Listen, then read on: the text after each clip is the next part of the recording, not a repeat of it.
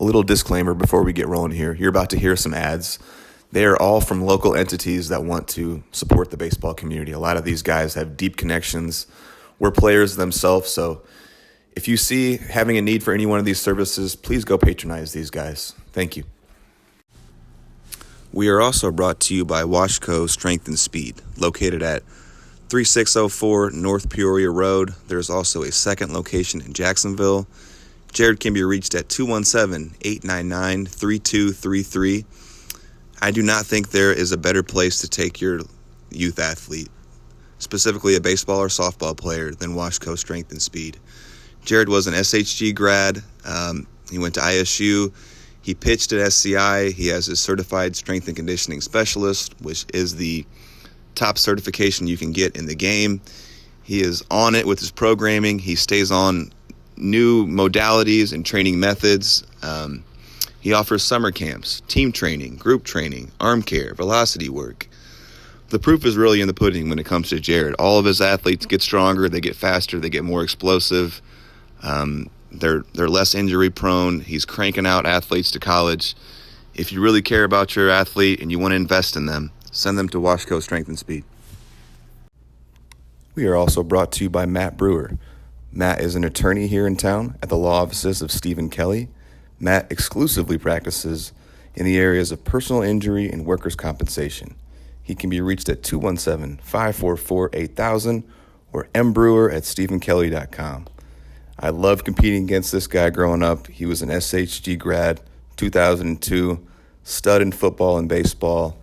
Went on to star for Dan Callahan at SIU Carbondale, and then had a one-year career pitching in the Diamondbacks organization. I ran into this guy the other day. He looks like he could still lace him up. We appreciate you, Matt. We are also brought to you by Cornerstone Financial Services, specifically the founder and my buddy, Ryan Kaiser. We were part of the Dance Dads together. We met while our daughters were doing ballet. Love this guy. They're a huge baseball family. His son plays for the Arsenal. They're doing a baseball stadium tour. You can get a hold of Ryan he specializes in retirement planning, estate planning, and is a certified financial planner. Love this guy. Go support them. Appreciate you. We are also brought to you by Sitco Chiropractic. They can be reached at 217-525-2035 and sitcochiropractic.com. They offer chiropractic care, corrective exercises, lifestyle advice, nutritional counseling, spinal and postural screenings. They are located at 205 North Grand Avenue. Love the Sitco family. From the dad, Steven, to Kyle and Casey, I grew up with them. Their brother, Tyler, was a big-time baseball player at SHG and SCI. There's a reason they have over 70 ratings on Google, and they're all 5.0. These guys are great. I went to them a few years back for some back issues I was having. They'll fix you right up. Go see Sitco Chiropractic. We are also brought to you by Milner Dentistry, located at 755 South Grand Avenue West. They can be reached at 217-528-3384. Dr. Ty and his staff are incredible. The place is clean. They do amazing work. They can handle all your dentistry needs. Thanks again to Dr. Ty for agreeing to sponsor us here. He was a standout at Rochester, SCI, and then later had a really cool story of walking on at the U of I. Have a ton of respect for this guy. Please go support Dr. Ty and Milner Dentistry. We are also brought to you by Body Symmetry, located at 2201 West White Oaks Drive, bodysymmetry.com. More specifically, Chad Marshik, the owner, head trainer. This guy is just amazing on so many levels. He is capable of training anyone from a child to a pro athlete to just your normal everyday person to the elderly. And not only is he a trainer, but he is also adept with, physical therapy, nutrition. Everything is going to be customized to you and what you need. There's a movement analysis when you first come in to address any deficiencies you have. It's all customized. Chad is the most positive, happy guy I've ever been around. Body Symmetry will get you right. I would, put my faith in Chad and his trainers any day. So go to bodysymmetry.com, get set up. Chad, we appreciate you. Thank you. We are also brought to you by Eric Easley of the Easley Real Estate Team. With the Real Estate Group, he can be reached at 217-971-3256.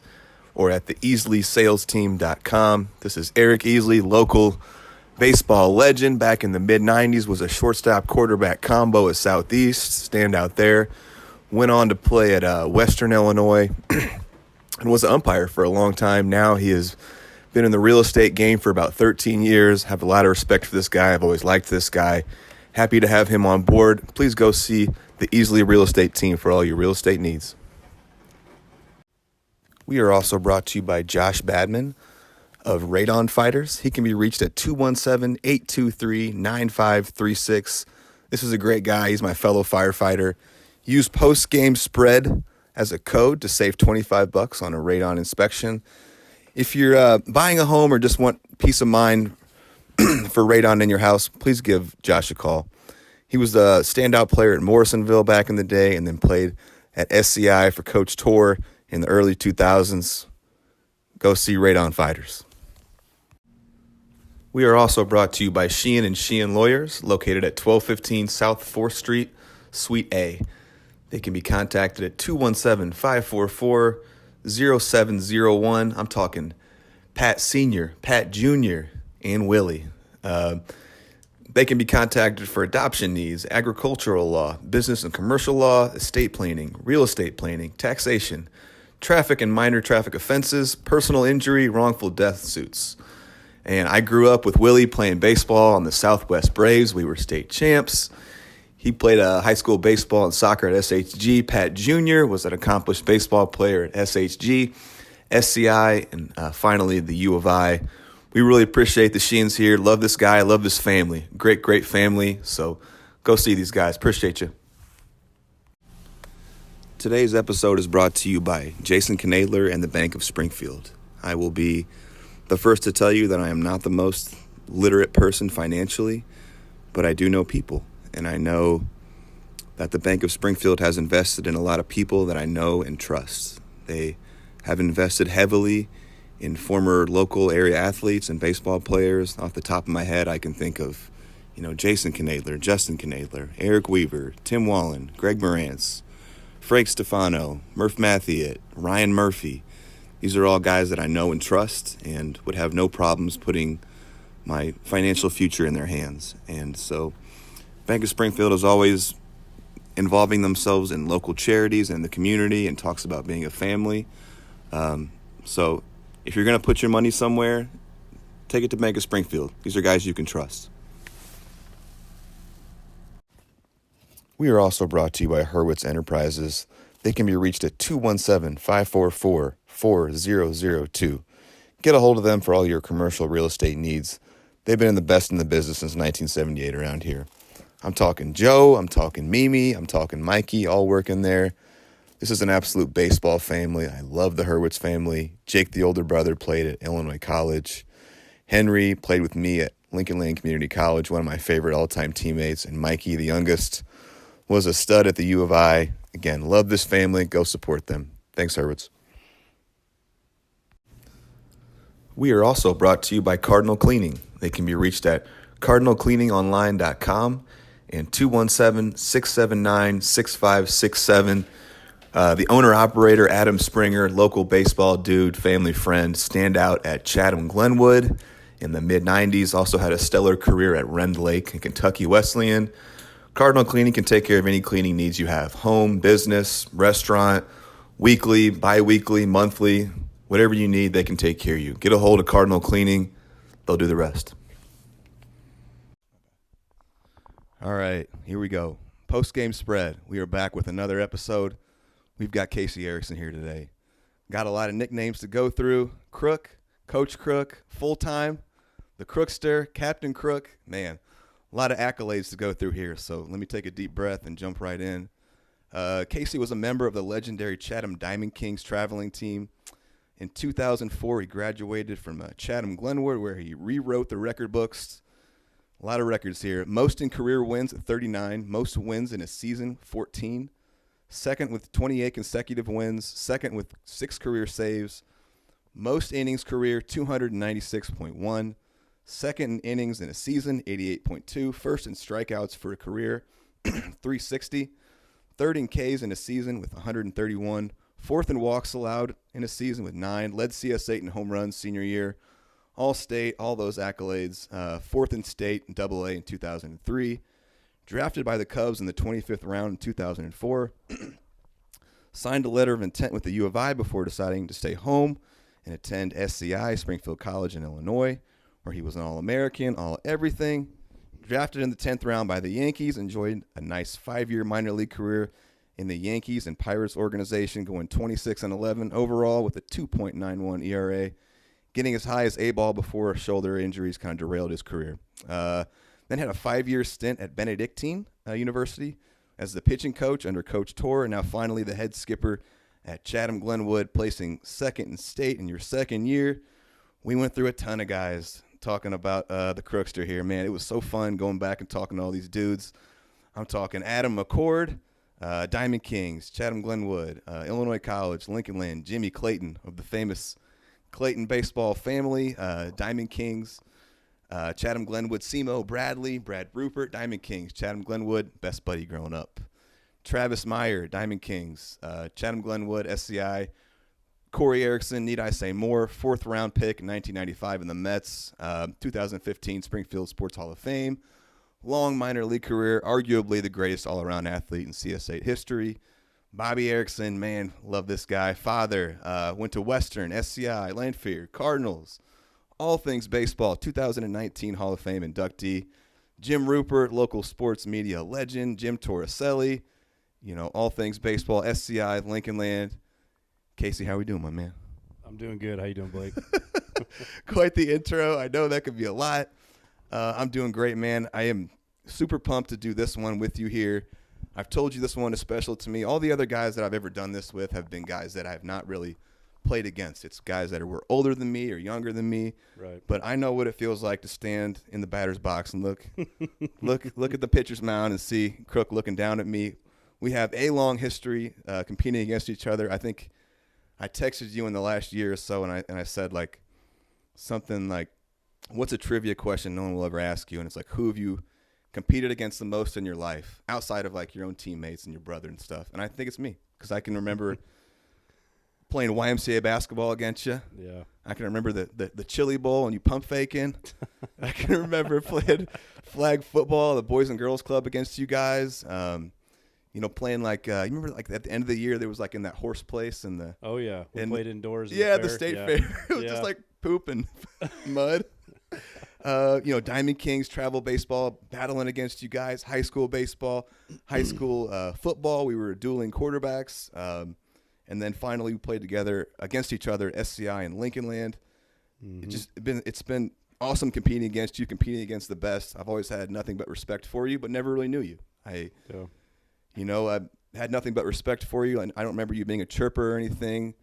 Maybe a few parties in college where we crossed each other's paths, and I was like, Casey seems cool, but never knew you. So really cool going back through this and hearing what all your friends and your family had to say about you as a man, as a teammate, as a person, as a dude, and just have even more respect for you now, buddy. But I would love to hear, how we get down here. We start at the very beginning and build it. I want people to know the road you walked to get here today, and those details are important, and I think those details can be helpful for a player coming up. So I would love to start at the beginning, growing up in that Erickson household, man, from the famous Erickson baseball family. I'm talking Don, Roger, Bob, Corey, yourself. Can you take us through a little bit about growing up, mom and dad, just the Erickson household? Yeah, like you said, it was a lot of baseball. Just a rich history in our family of baseball. Like you said, with Uncle Don started, great Uncle Don, I should say. He was with the Phillies, and that kind of started it off. And Roger and my dad and my brother and myself, followed the path, chasing the dream to play in the big leagues. But yeah, I mean, typical childhood. Grew up on the north end. Indian Hills, man. Yeah, baby. Indian Hills had a ball field not even a block away. Yeah.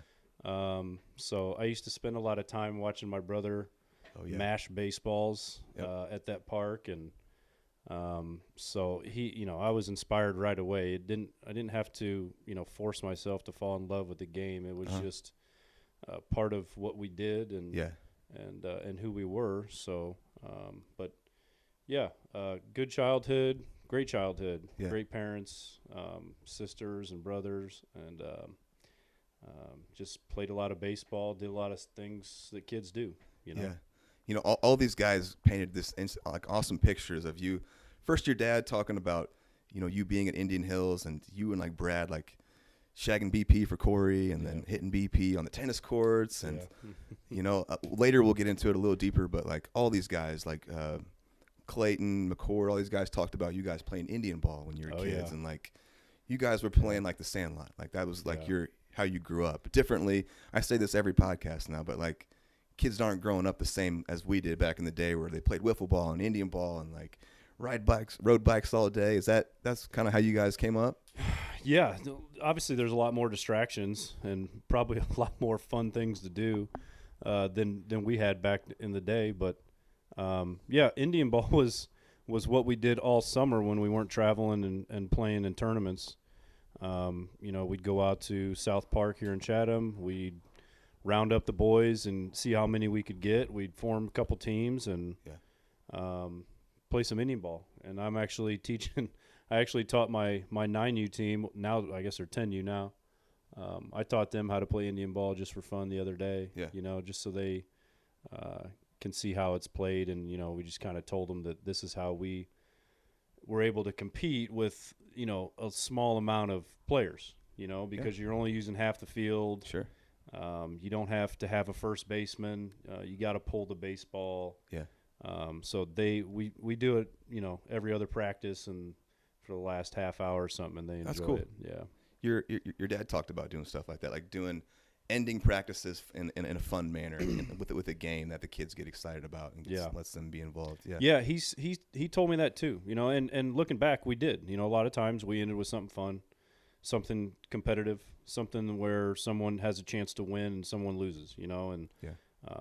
So I think that's an important part of teaching kids. It's a great tool to use for your team. Yeah. So we try to do a little bit of the same. So I had an awesome conversation with your dad, the legend, Bobby Erickson. Man, I remember back in the day reading stories, and I had talked to him about it too, about all, he's like the czar of fixing a field, right? I remember reading the articles about him getting the helicopters out at Lanphier and lighting it on fire and, using experimental things and all this kind of stuff. And they're just like, and like, now, does he have two fields named after him now, or just one? I thought one at Spartan, and then South Park too. Yeah, Pete Christopherlakis named one of the fields out there after him because when Pete was starting up at Spartan, he reached out to my dad to set the fields up and get them all lined up with the foul pole and the bases put in and he cut out the infield with a sod cutter on all the fields and roll the sod up. And my dad's got a lot of respect for Pete, and Pete has a lot of respect for my dad, and they're pretty close in their own way. So Pete wanted to, honor him. Just honor him, and name another field after him. And but I'm not sure the park has changed hands in the last few years. It's ran by Len and Lisa Ping, who are awesome people. They're just like they do a phenomenal job out there. But I'm not sure if the field's still named that. I think they just call it Diamond 1 now. Okay, gotcha. I mean, that's got to be cool for you being the head skipper at, obviously your dad did so much that they named the South Park field after him. I mean, is that pretty cool for you to be? Yeah, I thought it was on that field. I thought it was really cool, man. It means a lot to me because I know how much that field and all those fields in Chatham mean to him. And man, he takes a lot of pride in it. It's not even work to him. He loves it. He loves it. It's a challenge. He wants to, have the best fields around that the kids in Chatham get to use. And that's so cool. It was definitely cool that they decided to name the field after him. And he's like semi-retired, but still does some things, right? He'd do it for free. I know, right? He can't wait to go to the field and work on something that's he couldn't finish the day before. And get something ready for. And just the challenge of him getting the field ready for a game. I remember Dan Rourke, the AD, my football coach growing up. he'd call and say, "Hey, how's the field look, Bobby?" And my dad's like, "Yeah, it's wet, man." And Coach Rourke, he knew how to trick him. He'd be like, "Yeah, No way. nobody can get that field ready." And he Challenge knew accepted. He knew he'd be like, "Well, I can watch this," Oh man, that's awesome, and that's what I remember too. Just him being, like this guy loves baseball deeply to his core. All things about that's when I think of baseball in the area. I think of the Erickson family. I think of the Worth family, and I feel like you guys are like the two first families of Central Illinois baseball, and it's just it was so awesome talking to you. I appreciate you saying that, but there's so much talent around this area. Yeah, absolutely. There's just so much talent around this area.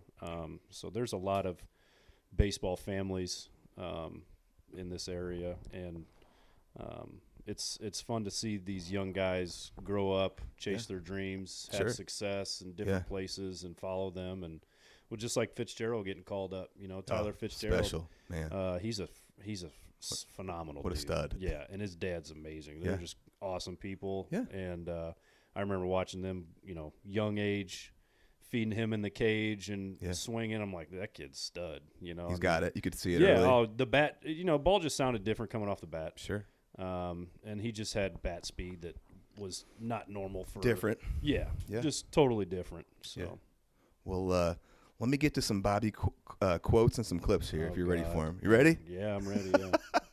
I remember I texted you the other day. I told you that I had to throw at the very end of my talk. I talked with Bobby for 1.5 hours. He was like, "I got a couple stories. Can I tell him?" I was like, "Yeah, dude, let's go." So I thought they were so good that I had to put them out. So I put out a little short episode called Story Time with Bobby Erickson, and I texted you, and you were like, "Did he tell his Al Capone story?" Yeah.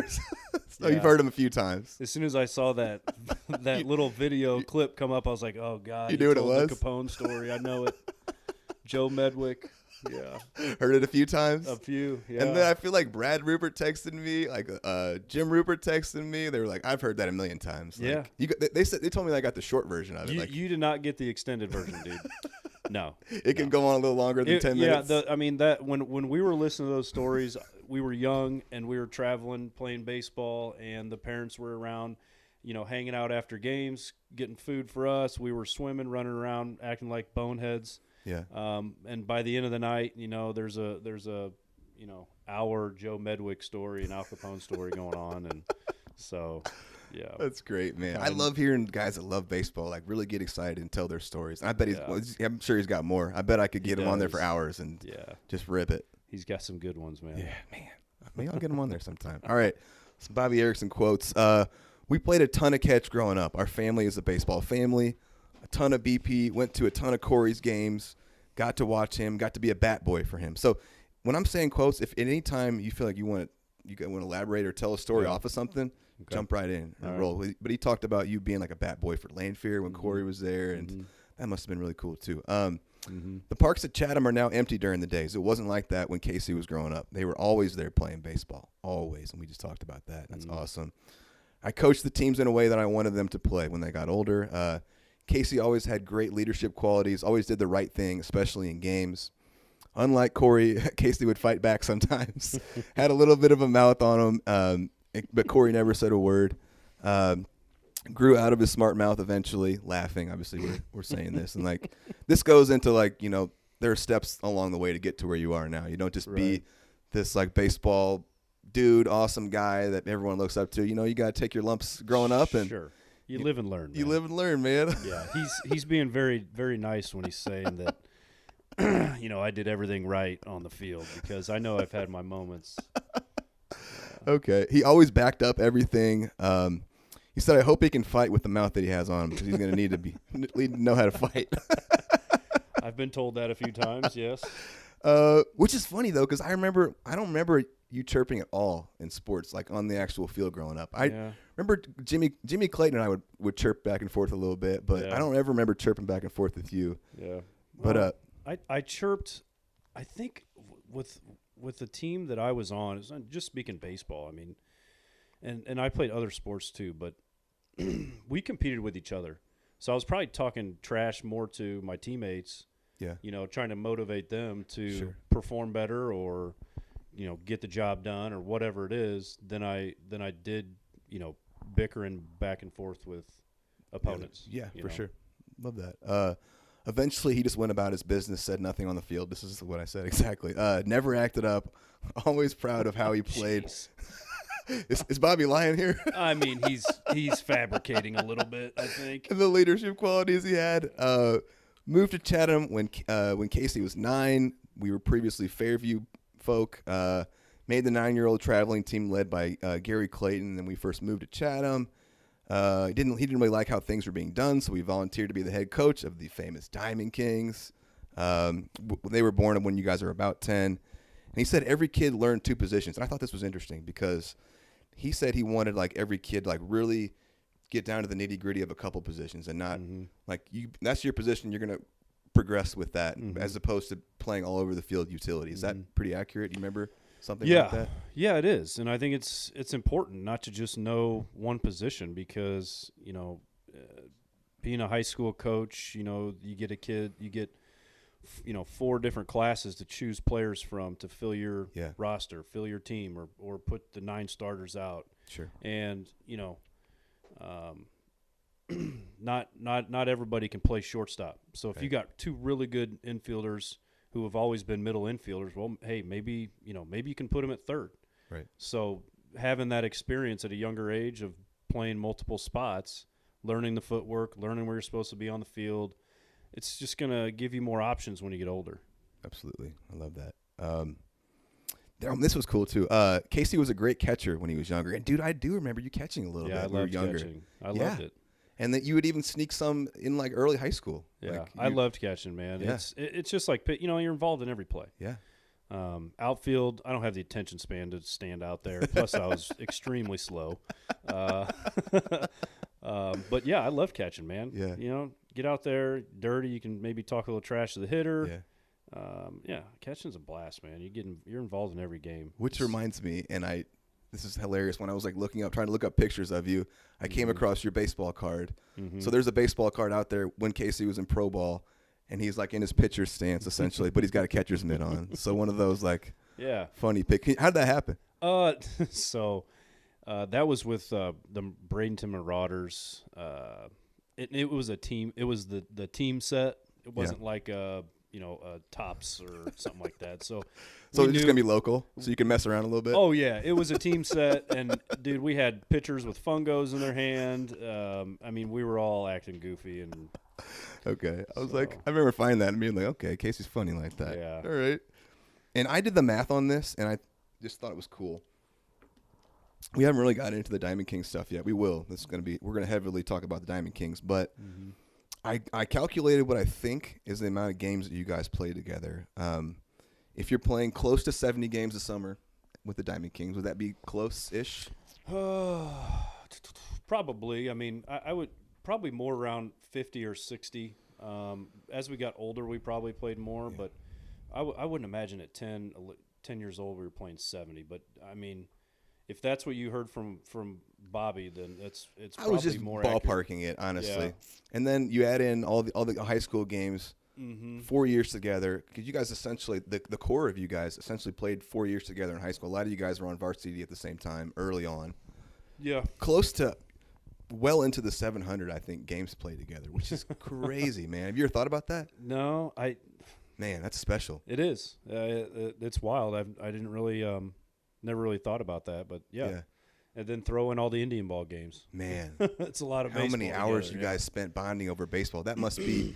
You guys must be pretty thick, pretty deep. Yeah, we were at each other's throats most of the time. Were you? Were those pretty competitive games sometimes? Like I said, man, we competed with ourselves, pretty hard. We were all pushing each other to be better, and that's what we saw the success on the field because of it, because we weren't worried about who we were playing, we were just worried about what we were doing.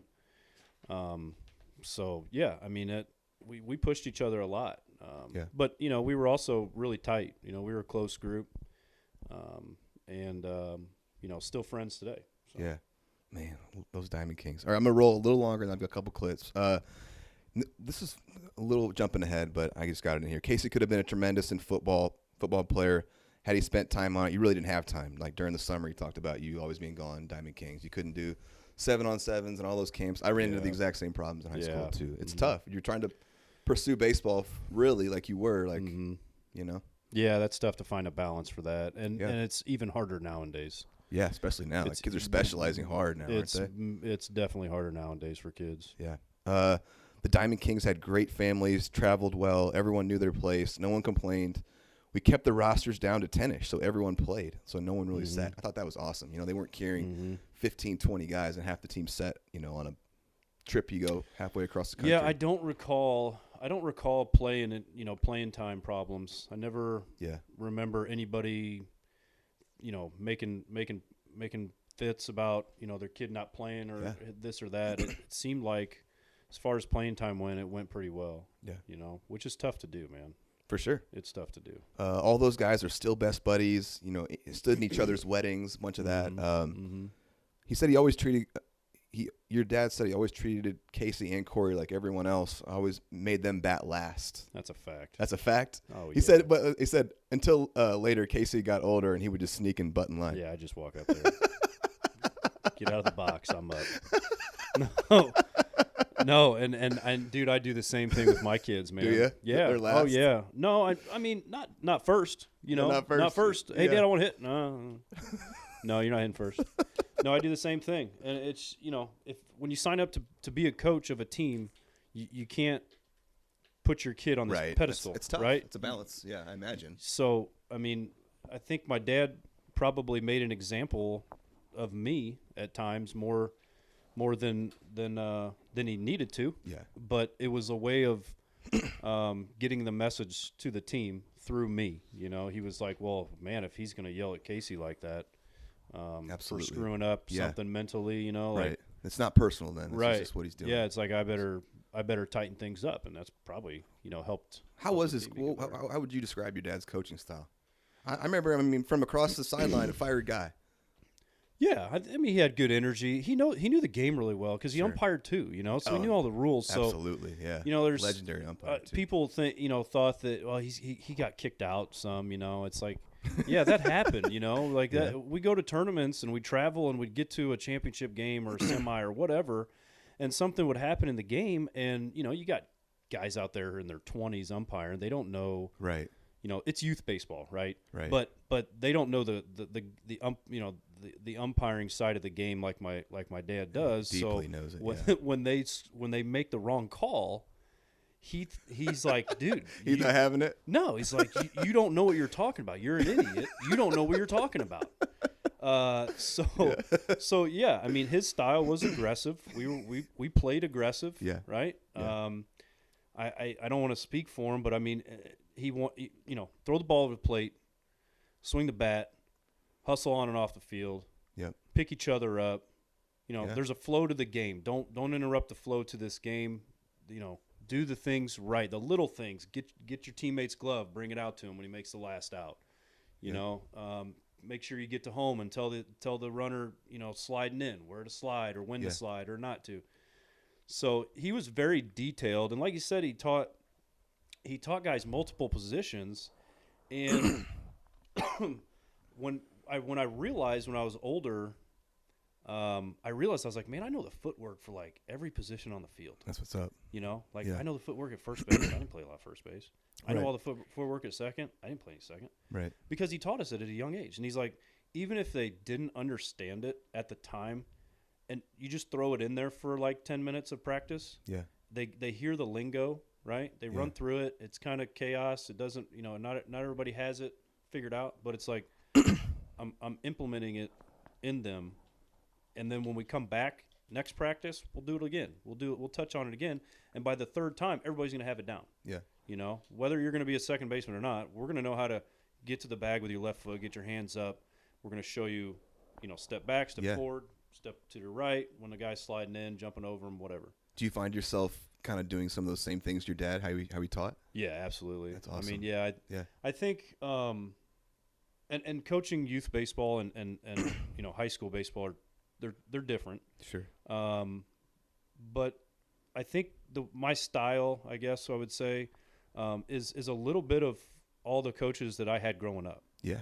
You know, my father, my uncle, Pat Mooney, Sure. Dan Rourke, Steve Torselli, Tim Torselli. Man, that's some baseball dudes in Yeah, there, buddy. I mean, they're just like I Man. got a little piece of everything. Yeah, from absolutely. them, and that's kind of what I, how I coach, and grateful for those guys and all the mentoring they did for me. I love that you dropped those names. That's been some of the best parts of these are people giving gratitude for all those baseball dudes that helped them along their way and bringing up those names. I love that you're doing that. You just mentioned some things about your dad's coaching style. It's a perfect place for us to let me hit some clips. This is perfect. This is called Bobby on 3 things he told his kids. You ready? Yeah. Trying to remember the 3 things I always told all my kids. Number 1, you got to play hard. Every game, play hard, have fun. Number 2, you never disrespect a game of baseball by running your mouth and acting like a punk. And number 3, don't ever do anything on the field that embarrasses your mother.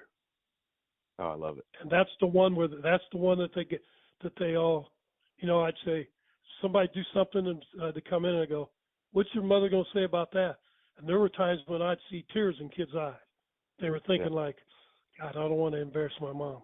What do you think about that one? Yeah, I've heard them all. Pretty accurate? Yeah, there's a lot more. Okay. I can share a lot more if you want. 1 second. Let me get the one on playing catch. I love this one. So apparently Bobby wasn't about chasing baseballs when you guys were playing catch. Man? No, that's for golfers. Cool. Casey had it going, and we played catch. I always made a point of, you're going to play catch with me. You're going to throw me the ball. I'm not chasing anything. And so that's what's good about our family. Play catch. Corey had the loudest. Corey was one who was throw the ball anywhere. But Casey played catch all day. Never make a bad throw. Really? He was good at that, trained at it. Yeah. And so we did things like That's that, cool. Love it.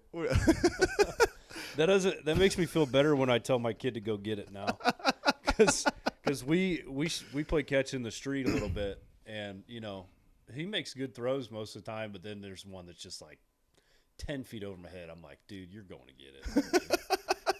So that makes me feel better that I'm not the only one. I thought that was hilarious, and yeah, that probably would make your accuracy or concentrate a little better. Yeah. All right, I'll rip through a few more quotes, and then I'm actually going to move on a little bit. Casey is just baseball smart. That's why he's such a great coach. Doesn't let his kids act like punks. Casey was always very respectful of the game. Everyone in our family has terrific arms, even the women. He talked about some high school Erickson or something related to you guys that threw so hard that she almost tore her UCL, which is, you have to have enough velocity to do that. You know what I'm talking about? Yeah, I don't know. Some softball player within your family. It could be my Aunt Tink, his sister. I know she was a good pitcher. And then my niece played softball. She blew her elbow out. That might be the one. Yeah, Okay. she hurt her elbow. She had a pretty good arm. Yeah. Has been pitching against the best of the best since he was a kid. He started growing, could put it wherever he wanted. His ball moved. He could throw his curves for strikes. All right, I'm going to pause there. And actually, we'll come back to some more clips. I've got a couple pages of clips of that man. Moving on to Corey. So I would love to know, how much older is Corey than you? Oh, let's see. 9 years? Yeah. Yeah. 9? 9. Okay, so what was you guys' relationship growing up? Like, how awesome. I mean, I imagine he influenced you. I mean, Brad talked about you guys looking up to him like he was God, like. Yeah, like he'd wear jean shorts and then like we'd wear jean shorts. Yeah. Like it was cool. Yeah. And then Totally. Yeah. No, he was that inspiring for us, man. Me and Brad really, we just idolized Corey. We thought he was just the best thing ever. Yeah.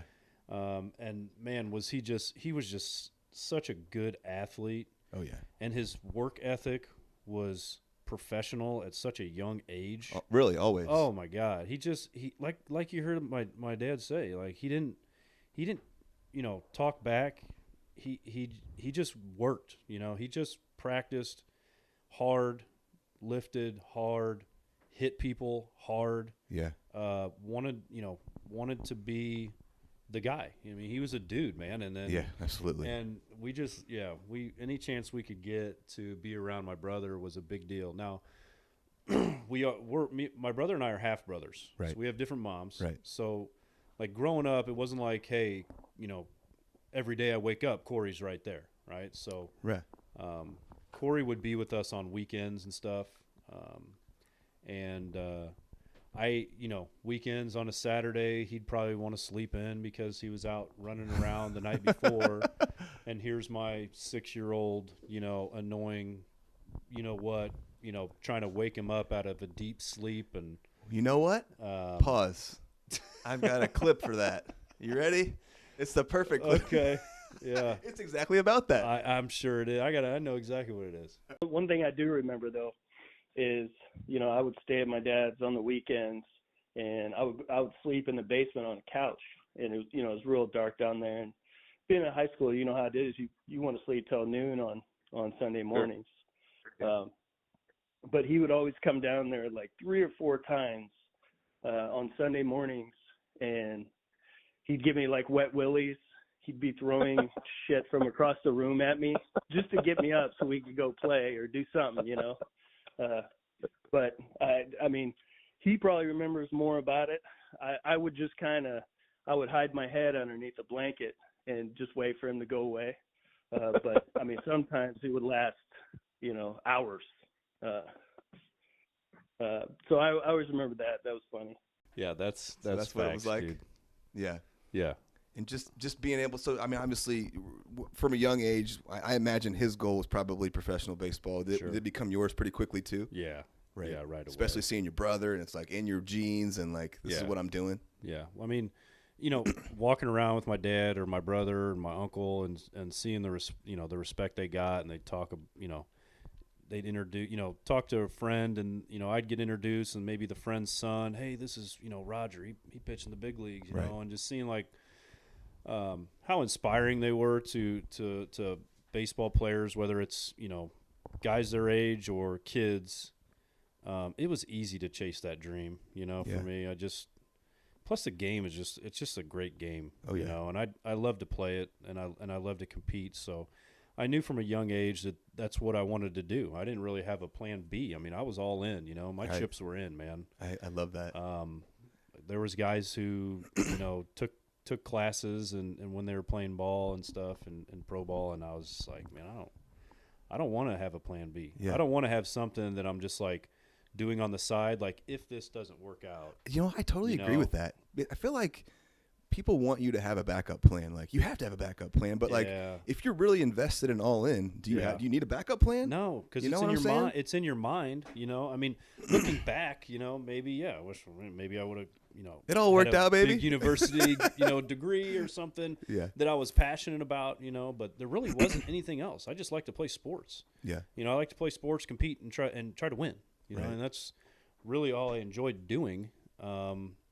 So yeah, there was no plan B for me. So I love that. But and you remember, like, tell me about, like, what was that like going to Corey's games and stuff growing up? Like, yeah, man, he was an big time, man. Stud. Yeah, it was absolute big time. Stud. Yeah, I remember, being in the dugout at Lanford Park. Yeah. Getting my first chew at like the age of 9. Probably yakking in the corner after that. Yep, we all did. Chamberlain Park, man. like Chamberlain Park was really cool back then. Hell yeah. Man, I can't imagine what that place looks like now. I haven't seen it in a long time. Oh, I haven't been up there. They don't play high school games there anymore? No. Really? No, they don't do anything there. Really? Not even like a rec league or anything? I don't think so. I don't sad. think so. I don't know. I have no idea what it looks like. Really? Mm-mm. But that was kind of a cool place to I just remember being around some of those guys that my brother played with. I just remember that park for some reason a lot. And then like even in basketball, Corey started, all 3 major sports as a freshman. Only one ever. He was to play all 4 years, point guard, quarterback, shortstop. I wouldn't doubt it. And there's so much talent around nowadays. But he was just he was really good at everything he did. Yeah. Absolutely. So I remember like, pregame, Lanphier, they're shooting, Victor Chukadeve. Oh man, take me back, like buddy. Jeff Walker, Leonard Walker. Buddy. Yeah. Some really good basketball players. Chukadeve went on to play at U of I. Where did Walker go to Iowa, maybe? Sounds right to me. Leonard or Jeff? I'm not sure. Yeah, I think Jeff got in some trouble, and I don't know what happened to him, but man, that dude was unreal. Baller, yeah. He was unreal. So yeah, cool memories of like, being downtown it's the BOS Center now. Yeah. Sure. Shagging balls, for all those basketball players, Yeah. and be in the dugout for baseball and stuff. And 100%. yeah, it was cool to be around guys like that. Because you think they're like big leaguers. Yes. When you're that young and these yeah. guys are that big, you're like, dude, these are the best athletes ever. Yeah. Which is cool. Whether it's right or wrong, it's cool for a young kid because it inspires them. 100%, dude. I have a memory. It's like a core memory for me of Corey at the Erickson baseball place when it was at the state fairgrounds. Mm-hmm. And Roger was throwing to him, and I tell this story to Corey every time I see him, and I'm sure he's sick of it.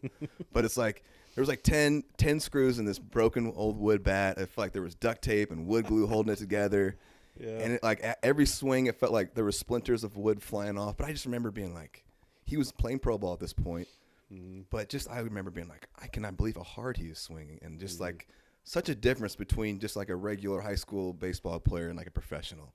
And especially a professional that had bat speed like he had. Yeah. He could drop some tanks. He's strong. Strong boy. And just, man, I remember just being so in awe. Like he was, and just like that, like I looked up to him like he was more than a man, less than a god kind of at that point to me. Yeah. 10 years same, old. man. Right. That's the same. Yeah. He just everywhere we went, people talked about how good he was. Man, your brother's a stud. Are you gonna be as good as your brother? And no, I'm not. Well, in your own I'm way, you had your own. I mean, like you had your own path. I had a good arm, right? I wasn't. I didn't have the athletic skills that he had. I just had a good arm and a will to win and a competitive attitude. Well said. But Corey was like a true, like athlete, stud athlete. Could play. He was the safety. He's the quarterback. He's the point guard. He's the shortstop. He's hitting in the 3-hole. Yeah.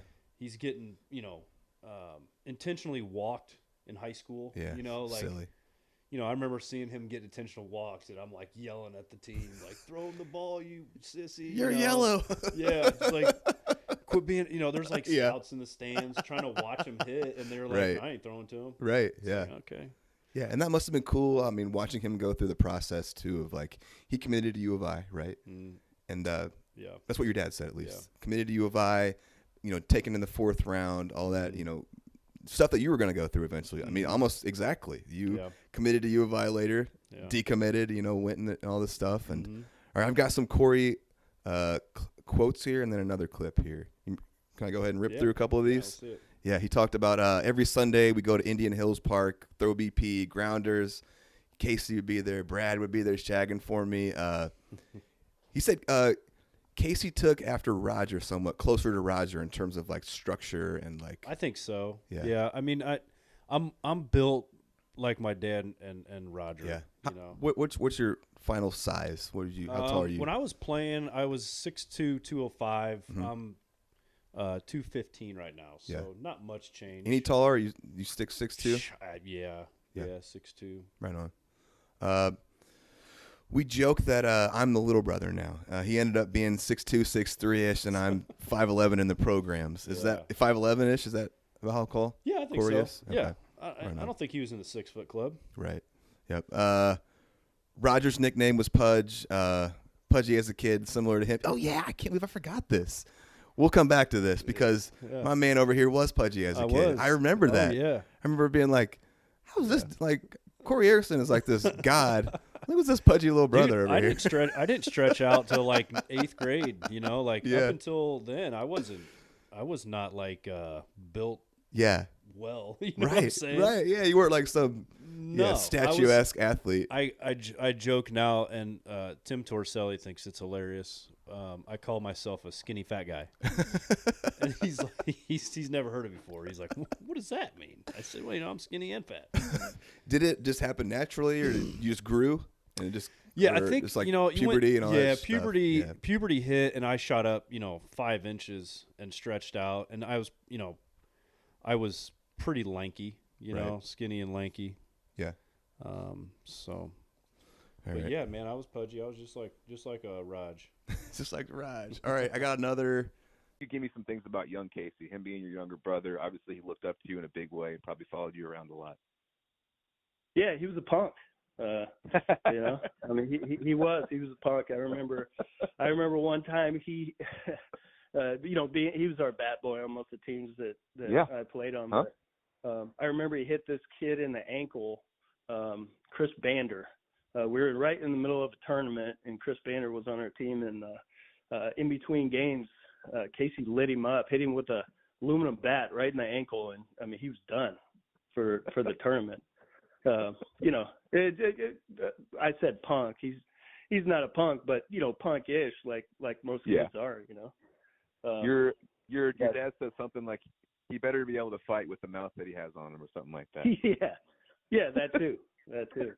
Yeah, he wasn't afraid to say what he had on his mind. That's perfect. What do you got anything to say about that? Yeah, I remember that. That was at Fairview Park. I definitely remember that. I thought it was a rake, though, not an aluminum bat, but who knows, man. Hey, it's not – Banner was mouthing off too, It's like, I don't care. I'm young. You're not going to hit me, so you're going to mouth off to me. I got something for you. I got something for you, bud. Oh, man. It's perfect. He talked about we already played the clip on you waking him up, which was hilarious. Yeah. Loved it. Talked about coming home one winter while you were in high school and you were throwing in BP because he was significantly older, so he was off doing his thing during baseball season, so didn't probably get to see a lot of you. No, doing your thing, right? No. Right. I mean, he was gone from February to September. Yeah, so right. You were throwing BP to him and you hit him hard, and he said it hurt, and that was the first time he was like, okay, he's getting some velo on him, like something was different, like you were starting to grow into yourself, your arm was starting to get live. Says you don't get enough credit for the hitter you were, and I 100% agree. Had legit oppo power. Multiple people will talk about, or we'll get into their clips later, talked about your big time power. I believe you led the CS8 in bombs your senior year. Yeah, I'm not sure. You did. Back in with those juice bats that we were using, right? I mean, it wasn't that hard. You just get it up in the air, man, and the thing would go. I said, it's disappointing. It's a crime he didn't get more of a shot in pro ball with the numbers he had. I echo that 1,000,000%. We'll get into that, but that's not time for that right now. Everything had to fall in place for guys to make it to the big leagues. He didn't have the right timing. Should have been a starter in pro ball. I think they misplayed him as a reliever, and he went into like kind of your stuff and how he thought you just were better fit as a starter. Do you have any thoughts on that? Yeah, I mean, I definitely agree with that. I didn't enjoy the bullpen. Right. Too much sitting around waiting and not enough pitching. I definitely was a little bit of a control freak, and especially when it came to baseball. That's why I enjoyed toeing the rubber, because I wanted the ball and I wanted to be in control. And, as a reliever, you don't really get that. Right. So, but, they got guys who they have to put their time in with and get the amount of innings they need to. And this is the group who they think that's going to be the next, wave of players going to the big leagues for their organization. And I never felt like I was in that category. Right. You know what I'm saying? I was never labeled as a prospect, of any sort.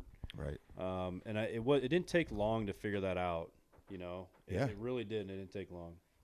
Jason Knadler talked about being a prospect or a suspect, and it's easy to kind of slip into being a suspect pretty quick. Yeah. But yeah. I'm honestly I'm itching to get to it because I've always been fascinated by your numbers and like didn't get the shot that I felt like you should have. We'll get there, and I can't wait to get your thoughts on it. But it would be silly to jump ahead because we got a lot more baseball to talk about, buddy. Yeah. We got Little League, we got all this stuff to come up. Last quote from your bro. He loves the game. Talking about you, obviously. You can tell he cares about the kids, loves baseball as a whole, like my dad, eats, sleeps, and drinks baseball. So those are my Corey quotes. It was awesome to get to talk with him because, like I said, I grew up looking up to that dude too. So yeah, I'm surprised you got that many words out of him. He's a man of few words. People warned me that, but I thought he was fine when we chat. I mean, maybe if you get him talking about baseball, he can say some things. Yeah. Yep. But moving on. So you grew up a North End kid.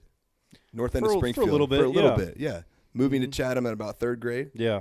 What was the thought behind that? You remember?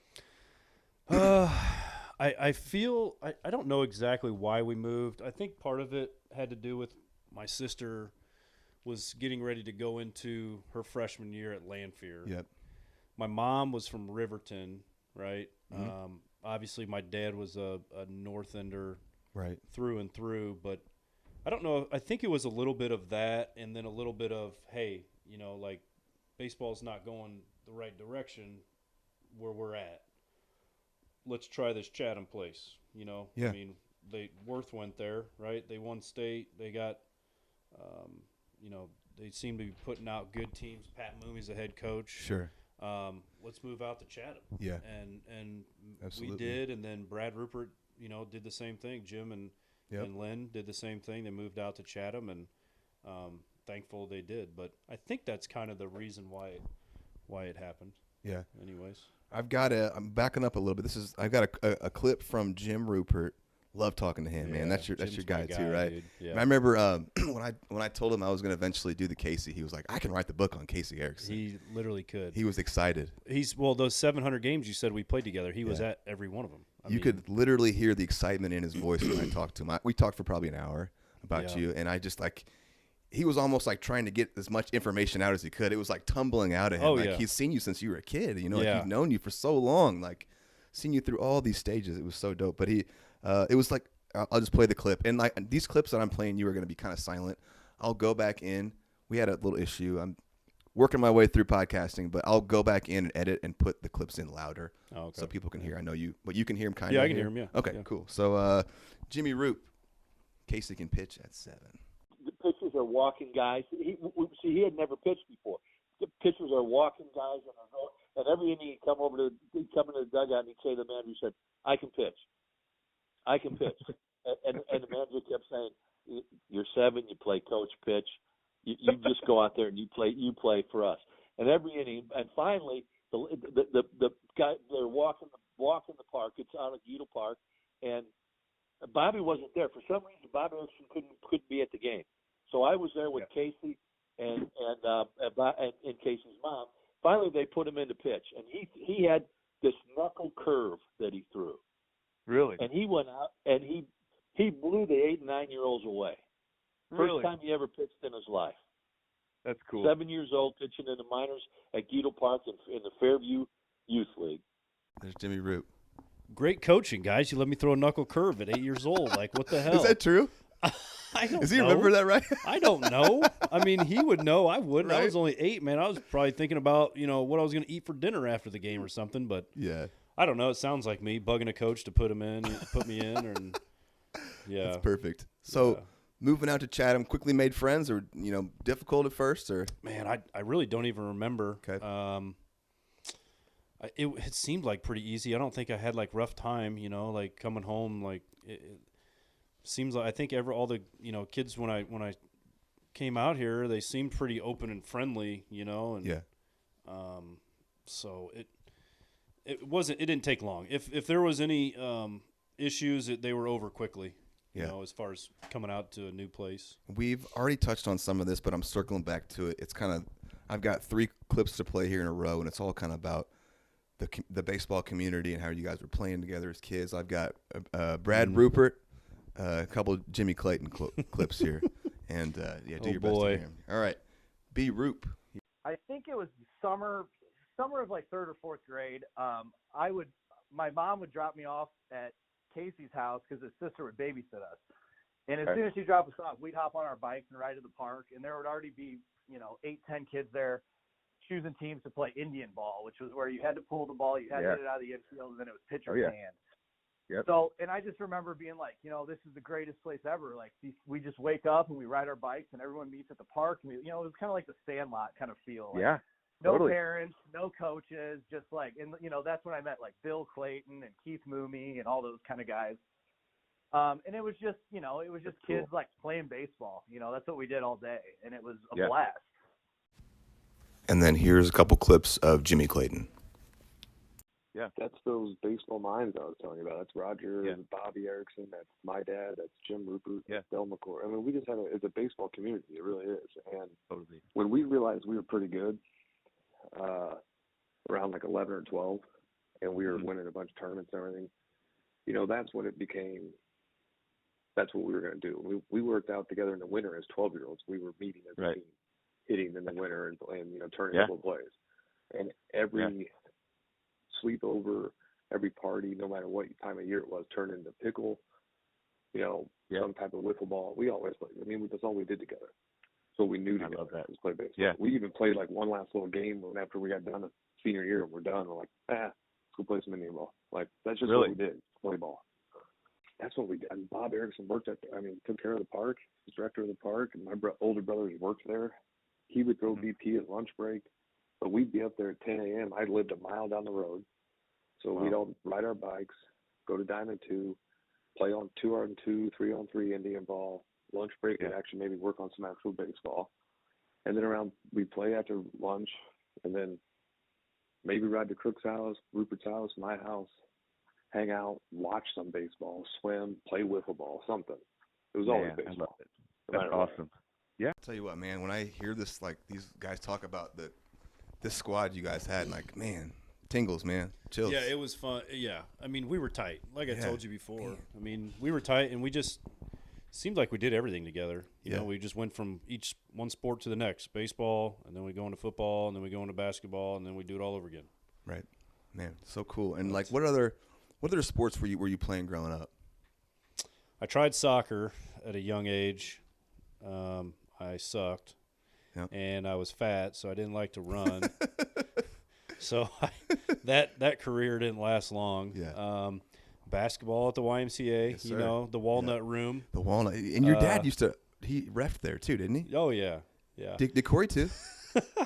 There's a great picture out there. No, did Corey play there? No, ref there. Oh, God, I don't know. He did too, but I remember your dad for sure. Jim Rupert did. Yeah, the Walnut Room, man, great reference. Dude, there's a great picture out there. I think Andy Tinsley, I don't know if he had it or I saw it. Somebody posted it. It was something, I think Tinsley posted it, and it said, it was a picture of our team, and it's got Jim Rupert in there and Bob and my dad. They were our coaches. Right. But they must have had to ref a game like after our game or before our game, and we were doing team pictures. Yeah. They're standing in the pictures as the coaches in their referee uniform. And somebody posted that, and somebody said, "Well, man, it must be easy to win when you got the refs on your team." Right. There were some. I thought that was funny. And there were, your Jimmy Rupert talked about like your dad having like a vision almost for those like YMCA teams. Like he was recruiting like people that he knew were kind of athletic. Like, of course, you guys had like Tony Wheatley's and like Matt McInerney. Yep, Andy I think Tinsley. John Schick, Andy Tinsley. John Schick played with us towards the end. Yeah. Yep. Yeah, and I was no good at basketball. I mean, I was not a starter. And he's like, I don't care. I'm still bringing in some good players. Because he wanted to win. We wanted to win. Right. That's the point of the game. You play the game to win it. So how long did you play basketball till? I gave it up after my sophomore year. Okay.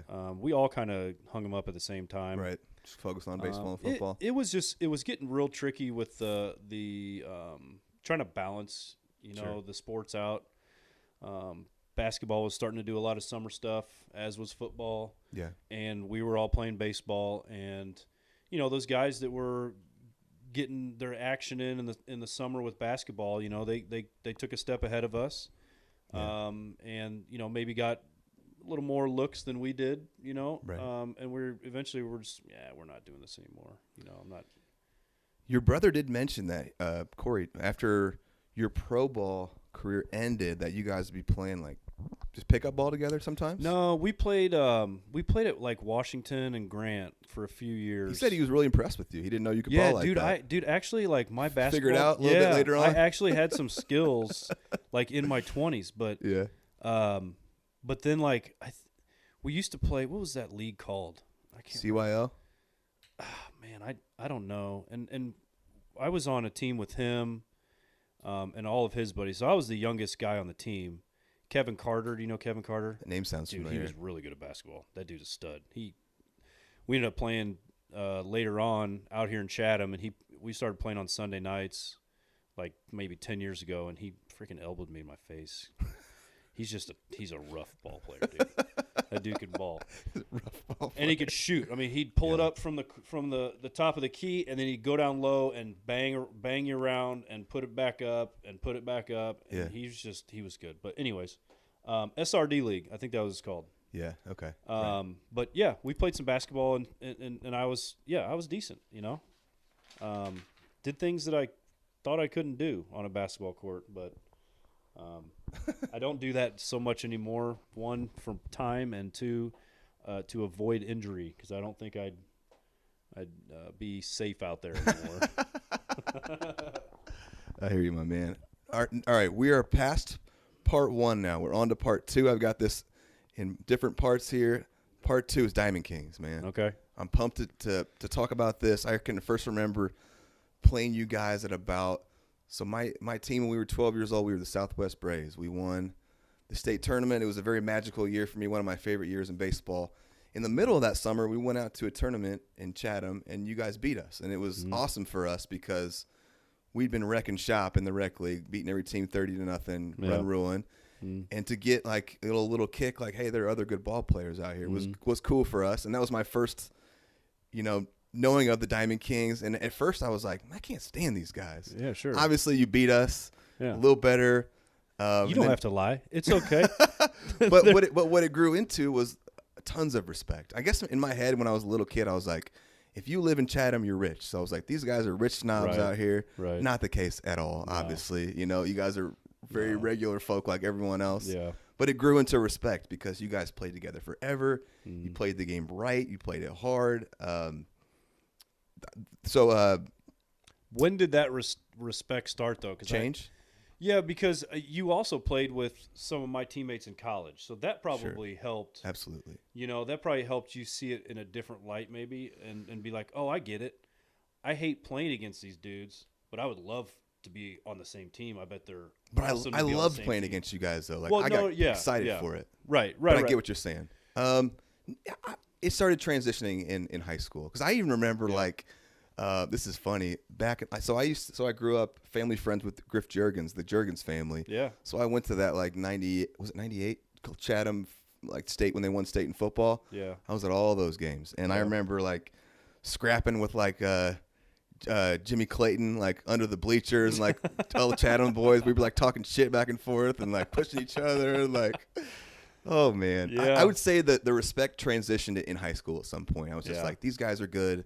They're playing the game the right way. What am I being a hater for?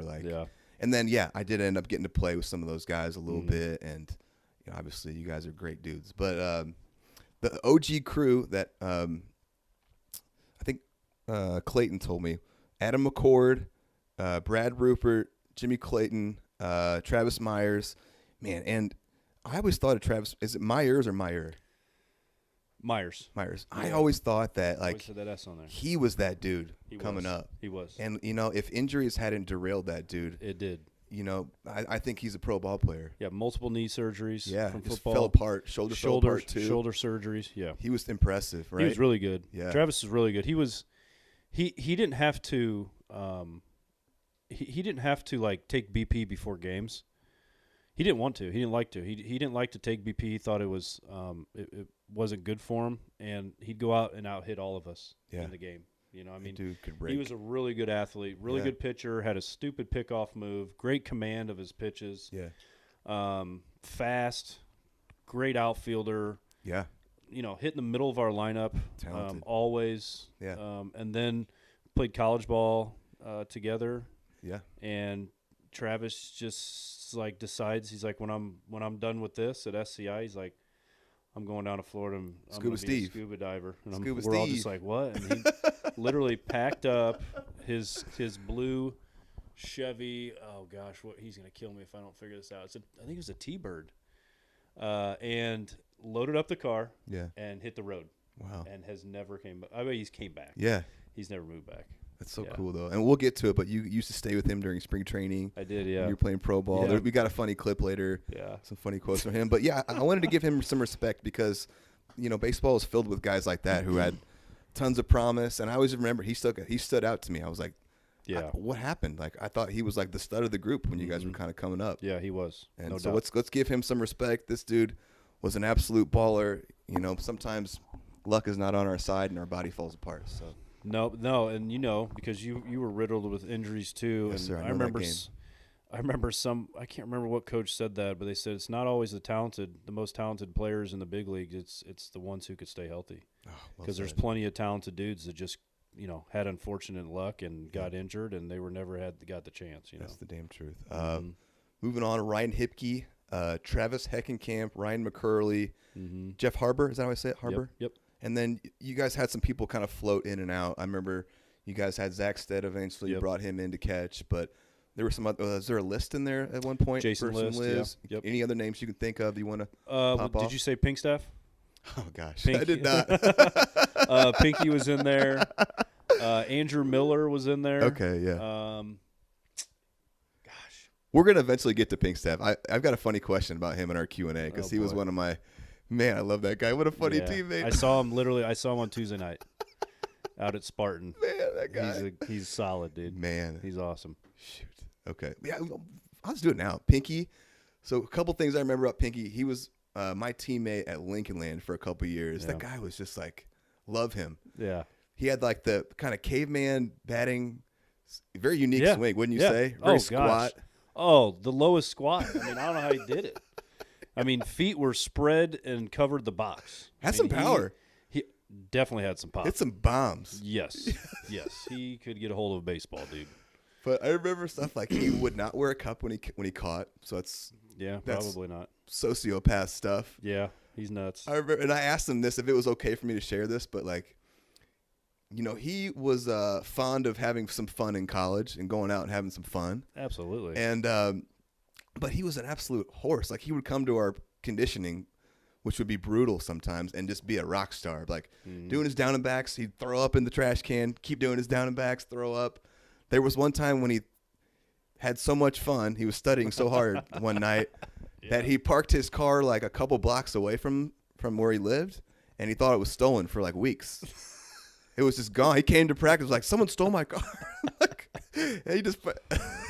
Oh my God, I believe it, man. Yeah. Yeah, he was a physical specimen. I mean, yes, fast. He had a strong, cannon. Yes. He could. Yeah, 5 tools, man. I mean, you're Totally. talking big time. Yeah. Tools. I mean, Yeah. he was a stud. Yeah, Yep. Pinky's a great dude. He still looks the exact. I mean, his Right. body's like still in the same shape. Unique guy. I'm like, how are you not fat yet? I have you're almost 40. Pinky. Yeah. You should have some body fat, and he's just like still shredded. I love it. It's Pinkstaff. he hit some nukes too, man. He did. I mean, every once in a while, like, oh my gosh. Yeah, he swung and missed a lot. He didn't like the curveball so much, but when he ran into a fastball, I mean, his swing was always violent. He never took like a 2-strike approach. So he hit some balls hard for sure. I want to get to a couple McCord clips here, and then some McCord quotes. So this is one McCord on on the Diamond Kings family. It was the best. Like we replaced our family vacations with our trips as a baseball team. I mean, they became family. We spent all of our time together. So from the time that we were 10 till we graduated high school, we played every summer together. We never took any times off or anything. I mean, we didn't have anybody leave really. I mean, pretty cool. That's true. Yeah, that's true. It was a family. I love it, man. This one's a little out of place, but I thought it was cool. And multiple people talked about how kind-hearted you are, and like you don't necessarily know that when you're competing against someone. You're like, I don't know what this person is all about, or like. But it was cool to hear this. So we're gonna let the world know that you're a nice person. You're a big softie at heart. What was funny is like if you would have seen him play as like a player and like on the field, you would have thought he was like one of the toughest dudes there is. An athlete sort of guy.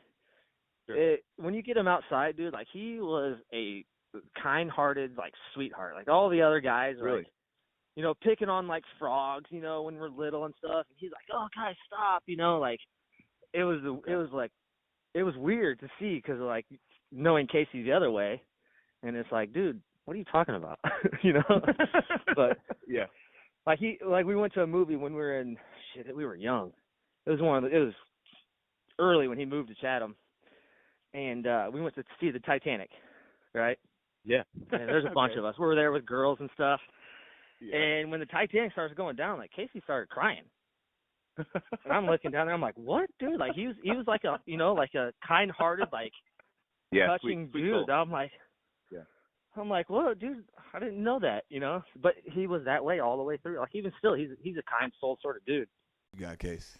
Dude, I got popcorn in my eye, man. I wasn't freaking crying at the movie. Jesus.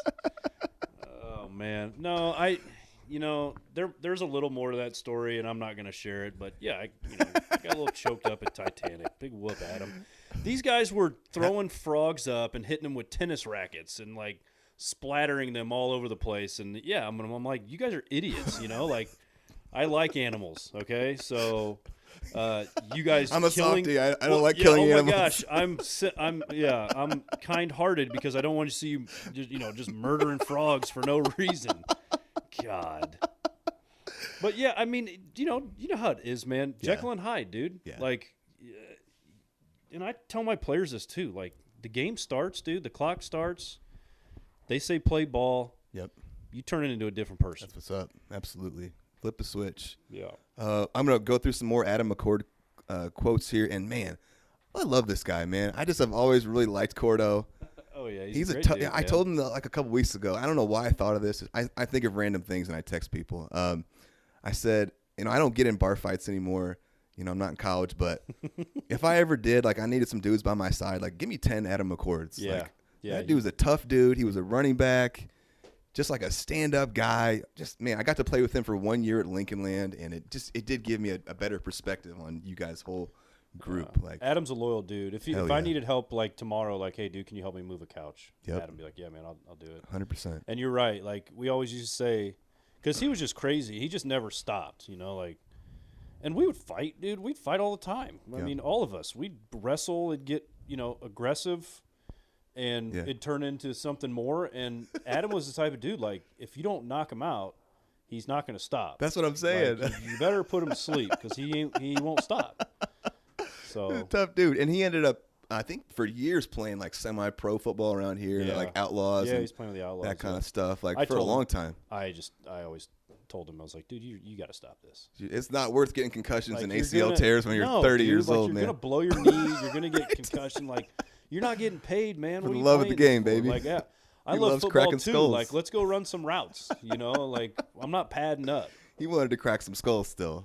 Yep. He was into it, man. And he was involved, like, kind of as a player coach almost, too. Okay, yeah. It's like he would help set up the fields, and he would line the fields, and he would, like get, set things up. He was involved. I mean, it's cool to see that he was still into it, but I was just like, man, let it go, dude. Like, football is a different sport. It's over. Probably the #1 Tupac fan I've ever met. Yeah. Was he, like, super into Tupac? We all love Tupac. Oh, man. How can you not, buddy? I was listening to Tupac at a way too young of Me an too. age, man. Man, I remember putting it on, and, like, 4th or 5th grade, my mom ripped it out of the tape deck. Like, what is this? Yeah, yeah.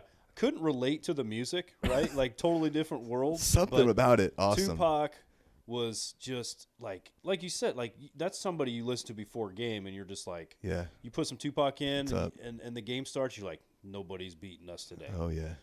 He's just Tupac was awesome. Man, Troublesome 96 might be my favorite Tupac song, but yeah, man, love some Tupac. I think he named his dog Pac back in college or something like that.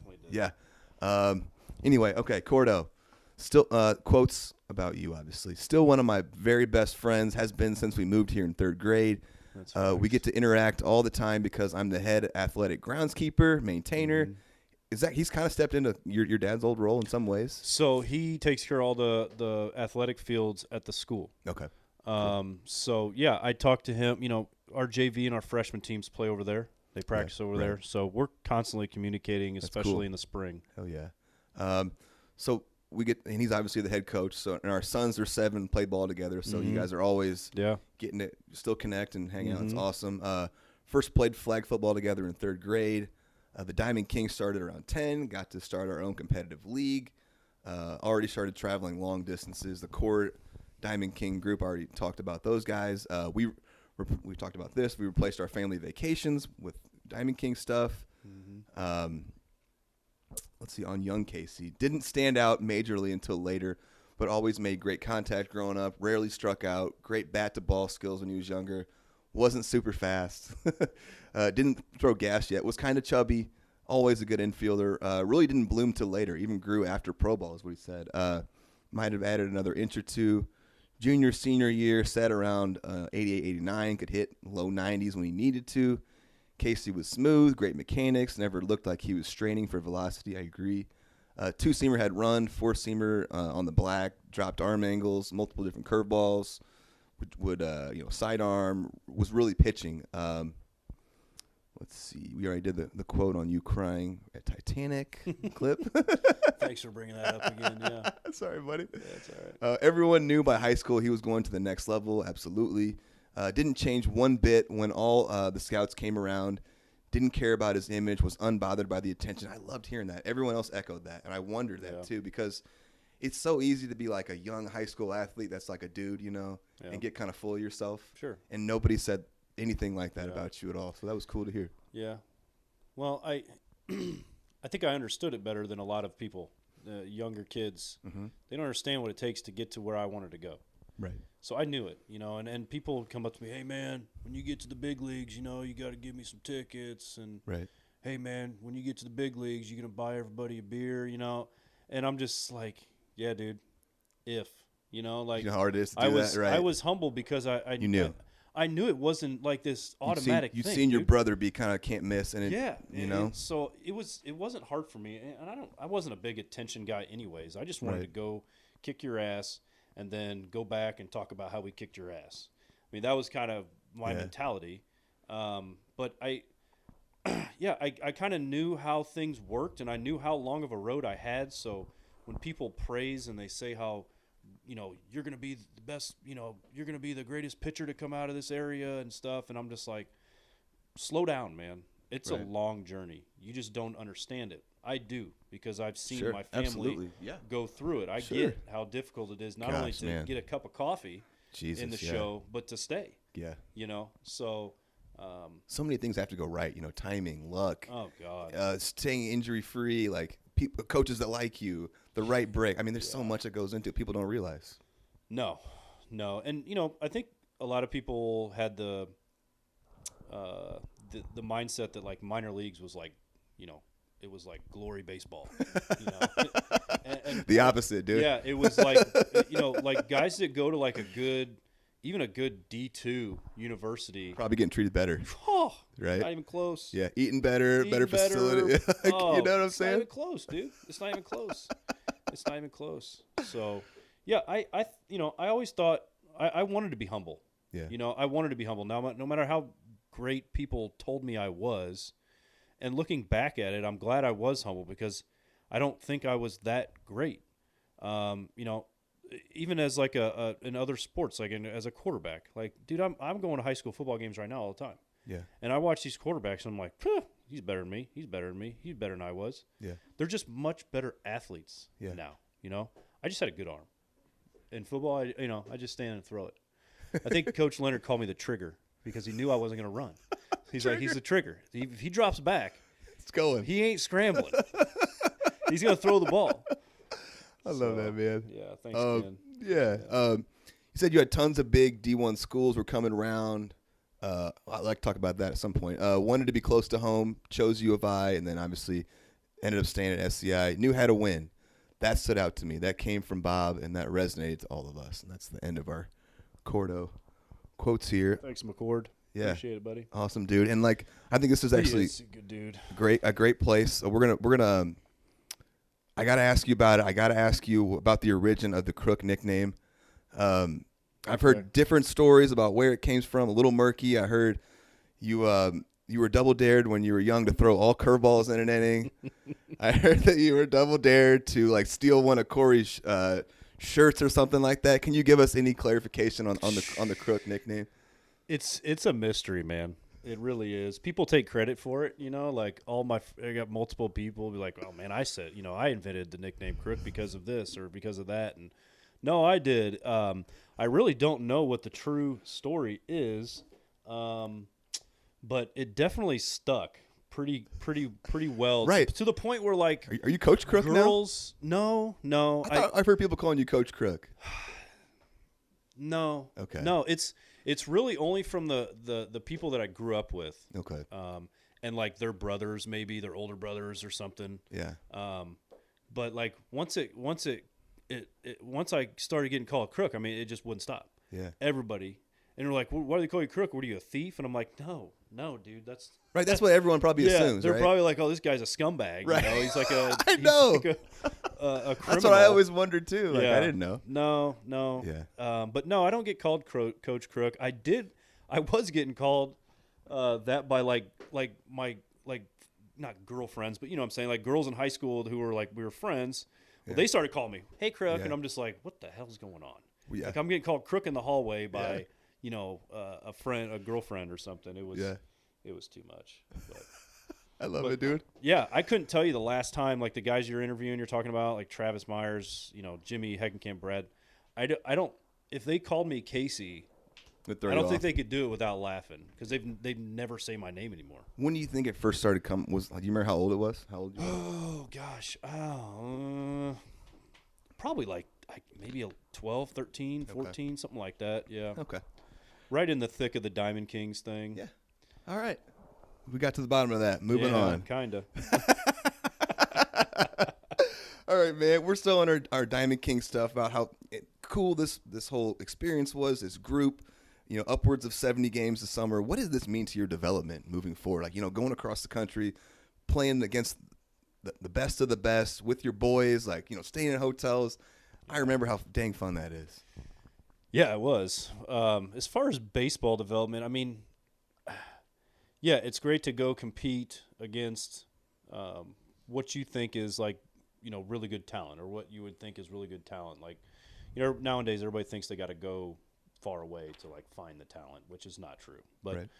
But you know, we definitely traveled to a lot of very cool places, and like Adam said, you know, it wasn't just like a tournament; it was like a vacation for our family. You know, we had plans after the game. We did things as a group. We made time to go to College World Series games, or you know, we went down to Florida and like we did all the Disney parks. You know, like So it wasn't just about baseball, but obviously we were there to win, and I think that's probably what I got.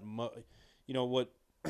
Kind of helped me develop is just finding a way to win a ball game. It's not, and when you're playing with this type of group who's real close and they play so much together, I mean, we probably won a lot of games we shouldn't have, you know, but we just knew that if we just did this or that, we'd get where we needed to be and get the win.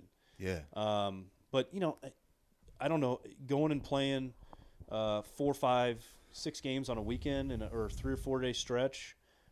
Is probably not the best for your development, right? Maybe as far as a pitcher, all right? And I'm speaking as a pitcher because that's where my career took me. Right. But it's probably not good to throw on a Friday and then come back and throw on a Sunday, right? Right, yeah. You know, I mean, that's why we have all these pitching rules right now, you know, these limitations on how many pitches you can throw in high school, and even our in middle school at IESA, they have a pitch limit and stuff, which is none of that back then though. No, God, no. Right?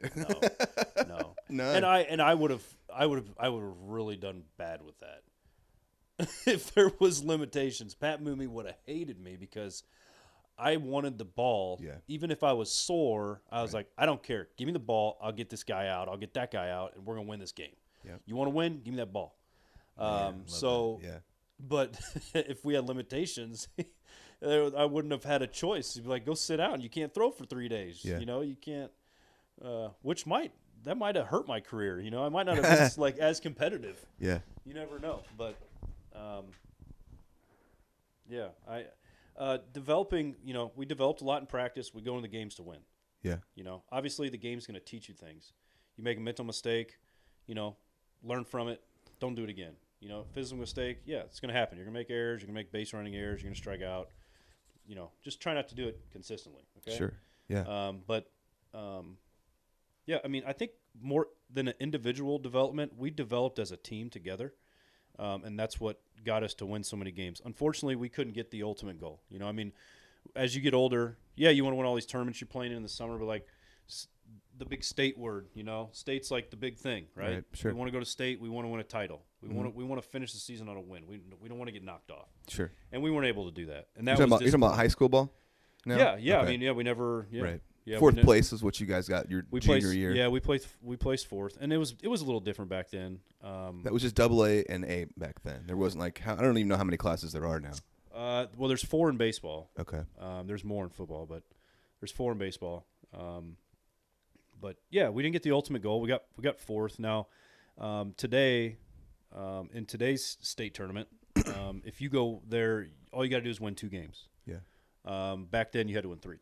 Right. So we won our first game, and we lost our second in the semis to my buddy, like one of my best friends' teams. Really? Yeah, from Chicago.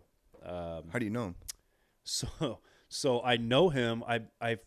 I know him through the Yankees. He ended up getting drafted by the Yankees. Funny thing is, I heard this. Okay, yeah. He went to school with Jimmy at Bradley. Oh, okay, yeah. Jimmy talked about this. Yeah, so he was at school with Jimmy. Yeah. And then he got drafted by the Yankees, and I was already there. And Jimmy called me. He's like, dude, Dan Brewer, find him. You'll love this dude. That's the guy? He's freaking awesome. And me and him have been like, I mean, we're still close. buds? Yeah, we talk a lot. That's awesome. He's my guy, man. What are like some of your best memories from the Diamond Kings? Either do you have anything you'd like to? Yeah, I mean, probably like on the field. I just remember, the victory celebrations, right? I mean, Sure. winning tournaments. What we're out there to do is to win. But nothing like specific about that. Okay. I remember just like going to Omaha was a really cool thing. Yeah. Did you get to? Was it during the College World Series time? Oh yeah, and that's part of like the package, right? I got to go there for one of those too. You go play, and then you go to a couple College World Series games, which is awesome. To me, like I watch College World Series right now. It's like I think it's the best tournament in so sports. Fun. Yeah. It used to be at Rosenblatt Stadium. Is that what it used to be? Is that what it's called? It used to be. Yeah. It's changed it, but yeah, magical. I got to see Florida State play there. It was so cool back in the day. Yeah, I mean that is just. What an environment. Yeah, I mean, electric. Just unbelievable games. 100%. So I'm definitely going to take my teams out there to Omaha so they can experience that too. And back in the day, remember, that was when they had those hot bats, boy. Oh, yeah. Those games were like 21 to 14. Yeah, take the over, man. Take the over in those games. But, yeah, we went to Florida down to Disney. In Orlando, we played a tournament down there in like the whole week, and you were MVP of that tournament. I was. Yep. I did. I don't know how. I don't know if it was for pitching or something else. Some of those guys talked about that was kind of a turning point for you. Like, oh, Casey is that dude now. I had a good tournament. I do remember that. We ended up winning down there, and nobody thought we were going to do that. We got 10 guys. We're not a very big, intimidating looking team. We had some smaller guys. We're probably just But yeah, we went down there and went and did really well, and the experience with everybody was just a real cool. Where we stayed and what we did. We went to all the roller coasters and stuff. That was, and we were like 16, so like I mean, it was perfect. Awesome. I do remember going to Texas and playing. Texas was a cool place we played at. That was a tournament where we played. I don't think it was Dominican Republic. It was either Dominican Republic or Puerto Rico. I think it was Puerto Rico, and they got like a mariachi band in the stands, dude. Like they're playing like buckets in the stands. That's cool. Yeah. So that was an experience playing that team, and then we played like just a homegrown like Texas team, and I just remember these dudes just being like monsters, and they're like shaving their arms already. You guys weren't the most physically imposing team. No, we weren't. No, and they were using like freaking like Carhartt work gloves as their batting gloves. Like they were, that was an intimidating. There's team. some men. We're like, dude, these guys like just got off the oil rigs, and they're coming here to kick our ass. But yeah, those are some places that were really cool that we got to go and play and stuff. But I think. The most special place for us was out at South Park, where we spent all of our time playing Indian ball, where we spent all of our time growing up. Our coaches are hosting the tournament, and we're staying late, and we're turning the lights off, and we're running around like boneheads, hiding in the dark, eating hot dogs, and just love it. Yeah, I mean that was so cool to experience, and you didn't think so at the time. You're just like, man, it's just a baseball tournament. But like, I look back now with my kids, and like we're close, to the park, and we're always there, and I'm like, man, I can't wait till they get older and they feel that same thing. Like they're doing the same stuff. It's gonna be. It's just gonna be a cool experience. That was so cool. And what you were just talking about made me think of, like, I think Moomy told me this, or maybe it was Clayton, that after your last game, we're jumping ahead. We're gonna jump back, but after your last high school game, like, you guys stuck around and played Indian ball after the game. Like, your kind of core group of guys, and that is like, man, that gave me tingles. Like, you guys love the game and just playing together like that. We got beat too soon. We shouldn't have lost that game. We were destined to go back to state and win that sucker, but baseball is a funny game, and it just wasn't our day. So all right, moving on. I've got this one is this is a McCord clip. I'm going to call this Casey fills in the blank. So this is a funny story. Okay. All right, it's like a game show now, huh? Okay. All right, you ready? Yeah. Okay, so I assume that everybody is going to probably mention this story because this is one of the funniest things that happened during a game. So or after a game.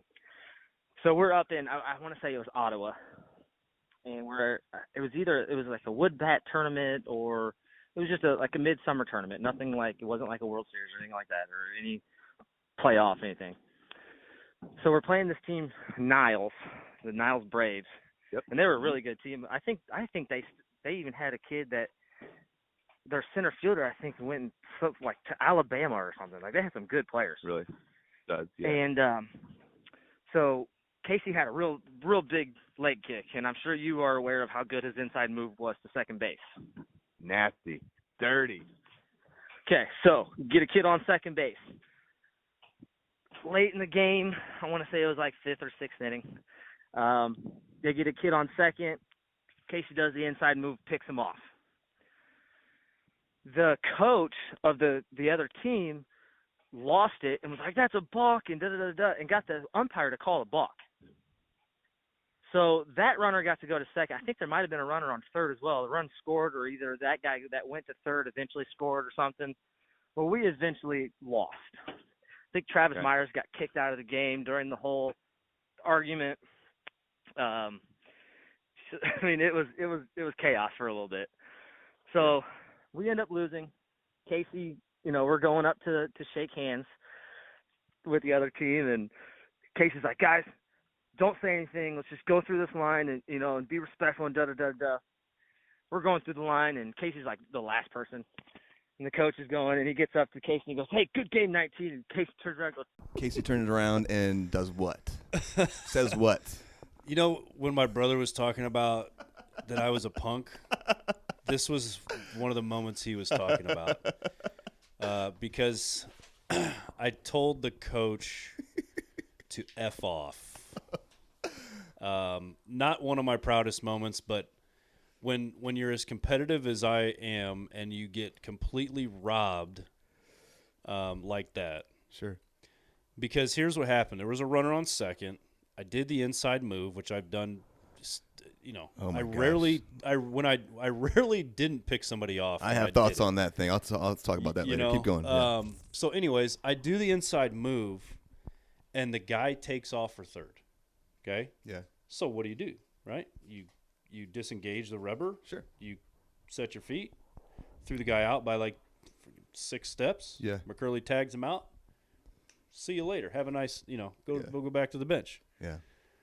And the coach, I don't think he screamed it right away, but it took him a second, and he was like, and he can't do that. That's a balk. And the umpire's kind of thinking in his head. He's like, "Well, how can I screw this up?" Oh, that's a balk. And my freaking dad loses it. Oh, he comes unglued. Imagine, Bobby. His freaking hat is 10 rows up in the stands. He's coming out. He's going berserk. Travis Myers is yelling from center field, and he gets kicked out from center. So now we're down to 9 guys. We got like Cordo said, chaos. It was chaos. I think my dad got kicked out. Another coach got kicked out, and then somebody got kicked out after the game. Another coach got kicked out after the game because it was just such a blown call. Because the guy just didn't know the rules. He didn't understand the rules. And it was the bottom half of the 6th. And literally the next inning, half inning, boom, game's over. Yeah. It was like that. And they were a good team, and we really wanted to beat them. So yeah, I lost my cool a little bit, and I did tell everybody else to say don't say anything because I realized after I said it, I was like, oh man, this is not good. We can't say anything else. Like don't, you know, Don't say anything else. No, that was That's great. Yeah, I guess. No, man, it's part of growing up, dude. Yeah, Thank you for sharing that. Yeah, it is. It is. And I had to grow up a lot. You're not perfect. You know, no one's perfect. We've all made our mistakes along the way. Sure. That's how you learn and grow. And yeah, you know, maybe you didn't do it like that the next time. But I'm just trying to picture myself coaching these kids and like some 13-year-old or 12-year-old in youth baseball saying that to me. Pops off. Yeah. It's inevitable. It'll happen. Something will happen like that. Yeah, you're right. Yeah, that's a good story, man. It's a great story, man. Can you remember? Were there any dudes like future like big leaguers that you remember playing against coming up with DK, the Diamond Kings? Yeah. Who do you guys face? You can remember some names? Nick Aidenhart. Oh yeah. Yeah. Nick Aidenhart with the Angels, and then died tragically in a car accident. Yeah. Like rest in peace. I don't even know if it was how quickly it happened after he got called the bigs, but it wasn't quick. long. Yeah. I remember we played him in Pennsylvania, and that was when I can't remember what team he played for. I don't know, maybe a Nebraska team or something. I don't know. No, it was probably a California team. Yeah, whatever. I sound like my dad right now. It doesn't matter, right? Right. It doesn't matter. But that was a big tournament. Like there's like a team from China there. I mean, it was it was a big tournament, and Nick Aidenhart hosed through a laser from left field. He's playing left field. Base hit, runner on second. I hope it was Adam. I hope Adam was the runner. I should know this, but Jim Rupert would definitely know, and so would my dad. But Aidenhart pulls up and just throws hoses a ball to home, and it's not even a slide. It's one of those where you like run, and then all of a sudden you're like, oh my God, I'm so out. Like just tag me, so I go back to the dugout. And we were just like, dude, that dude's a freak. And then he comes in and closes the game, throwing fuzz with a hammer, and we're just all like, who is that dude? And my dad, and the coaches, they're like, well, I'm gonna remember that name, sure. So they remember, Nick Aidenhart. That was the one guy I think that I played against instead of pro ball, in college. Like with the Diamond Kings, that's probably the one guy that I know has made the big leagues. Yeah, was him for sure. He was a stud. Diamond Kings, man. Do you have your dad did not remember where the name Diamond Kings came from? Do you have any idea? I don't either, man. How it came up with it? No, and I it's got to be him.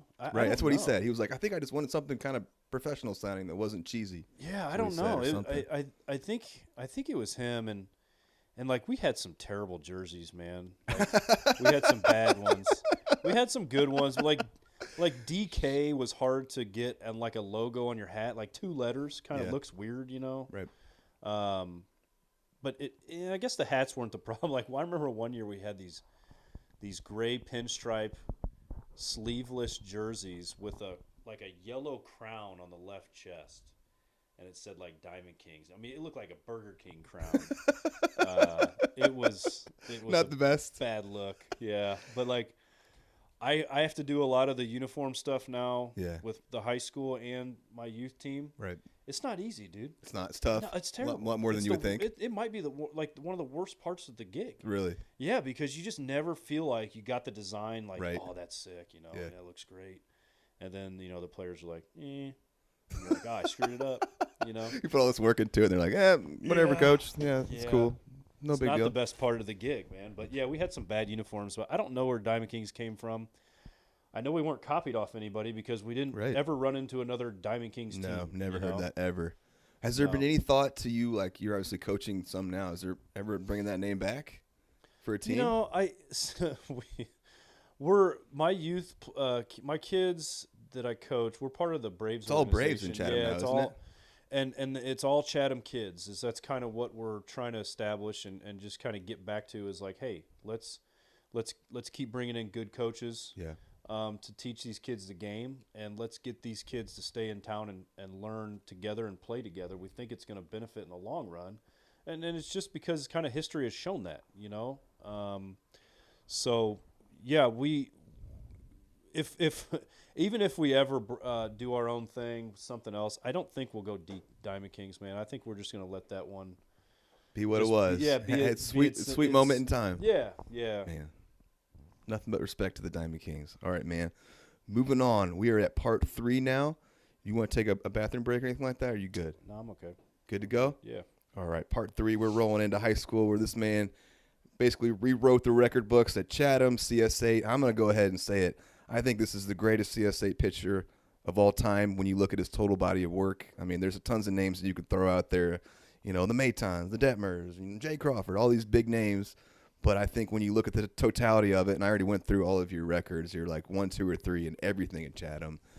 I looked back at your numbers in your high school career, absolutely nuts. I forgot how hard my man was balling over here. So cool to go back through that. Big thank you actually to Jim Steinwart and to Jim Rupert. They have all these old stats. Oh yeah. And they were sending me all this stuff. So again, thank you for keeping all that and being willing to share that with me. It's made doing all this deep dive dirt stuff so much easier for me than to just do that because they're not online. They're nowhere online. No. This is before all that. Now everything is tracked, but our era was right before that kind of. It was, and guys like Big Roop, who was a statistician and a coach. Yeah. And who's done the books for games. He's covered games with the newspaper. Yeah. He's covered them with the radio station. Yeah. What a legend. He's so important to sports in this area. So important. And the older I get, the more I realize how valuable he is. Oh my gosh, yeah. And I mean, he's such a lifeline. Even if we have stupid arguments about sports, and we'll the first person we call call Jim Rupert, dude. Right. He'll freaking know. Yeah. Jim will know. And Steiny's the same way. I mean, Steiny's just such a legend. For baseball, and he's just kind of iconic, man. I mean, Steiny, when he decides to hang him up, it's the CS8 will change forever without him in it. I think he's been at Springfield either as a head coach or assistant since 84 or 85. Yeah. Isn't that crazy? Yeah. And he's a great dude too. And I love coaching against him. Even though he's a way better coach than I am. But maybe when I get 40 something years of high school baseball under my belt, I'll have it figured out. But Coach Steinworth's he's a stud, man. Hey, shout out to Jim Steinworth. Yeah. Appreciate you, man. Absolutely. All right, here we go. We're getting into it. Freshman year. I'm going to start off with some Jimmy Clayton quotes and some Brad Rupert quotes. Love these guys. Jimmy Clayton, obviously, went on, absolute stud at Glenwood, went on to play at, started his career at SEMO. I think he went there because Billy was there for his senior year. Yeah. And then left and ended up at Bradley. Yeah. I ended up playing against him at Bradley when I was at Murray State. So I played a ton against Jimmy Clayton too. Yeah.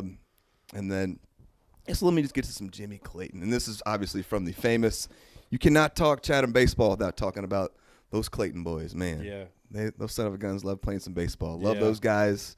Have respect for every single one of them. Got to play with Mark, actually, on the Pride one summer, too. Nice. Awesome dude as well. All right, Jimmy Clayton, here we go. Crook is one of my best friends in the world. Baseball-wise, was our go-to guy. I was his catcher forever. We coached together. He's my ride or die.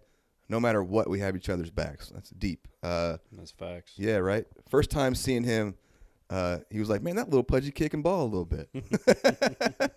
We used to meet up and play Indian ball together. We were Sandlot kids.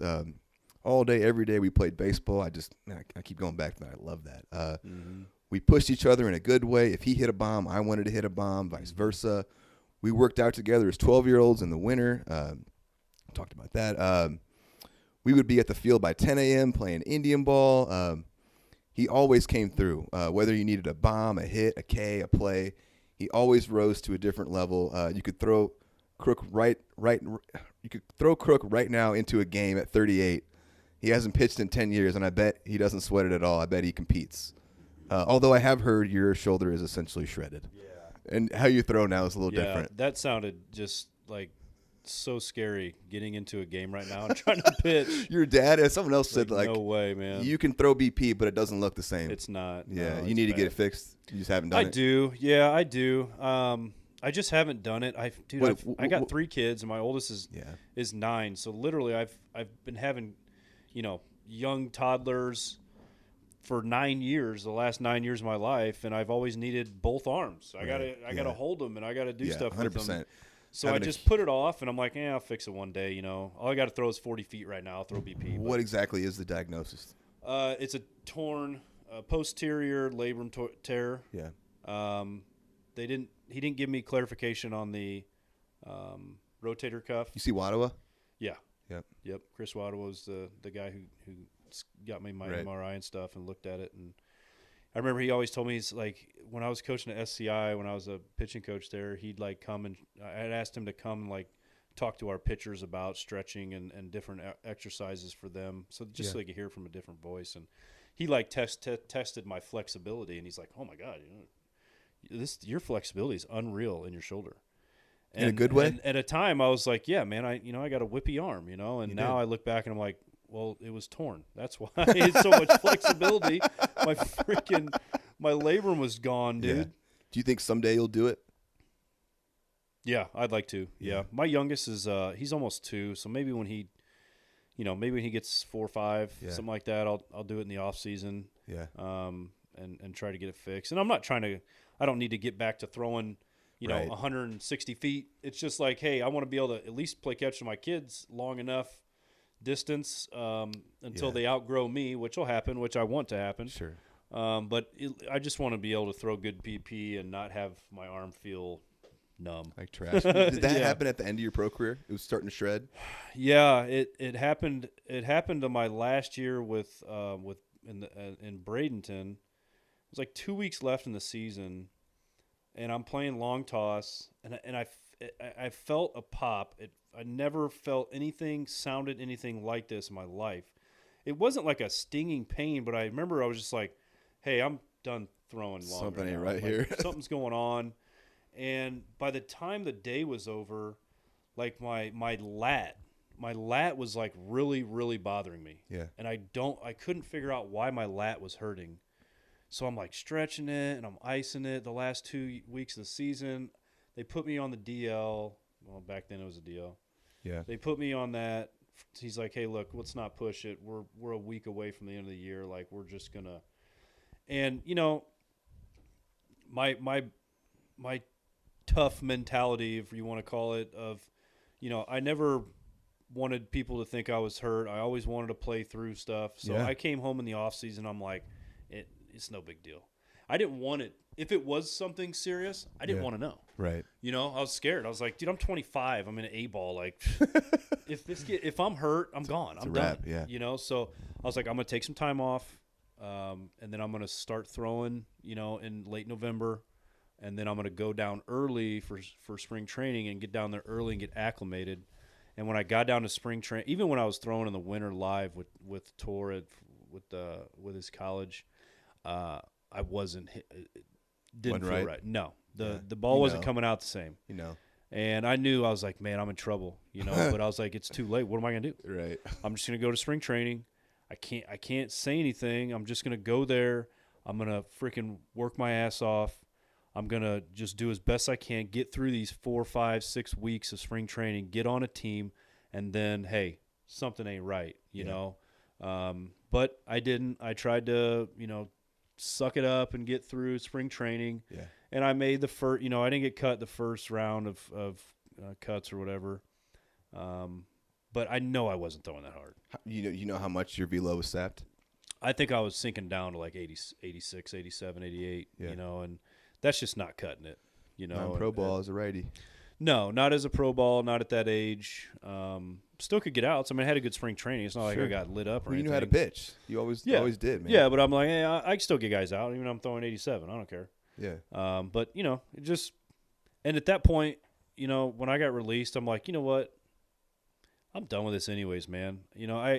I've never felt like I had a real shot. I didn't feel like I just wanted to be like, hey, I'm having a lot of success right now. Like, throw me in Double-A.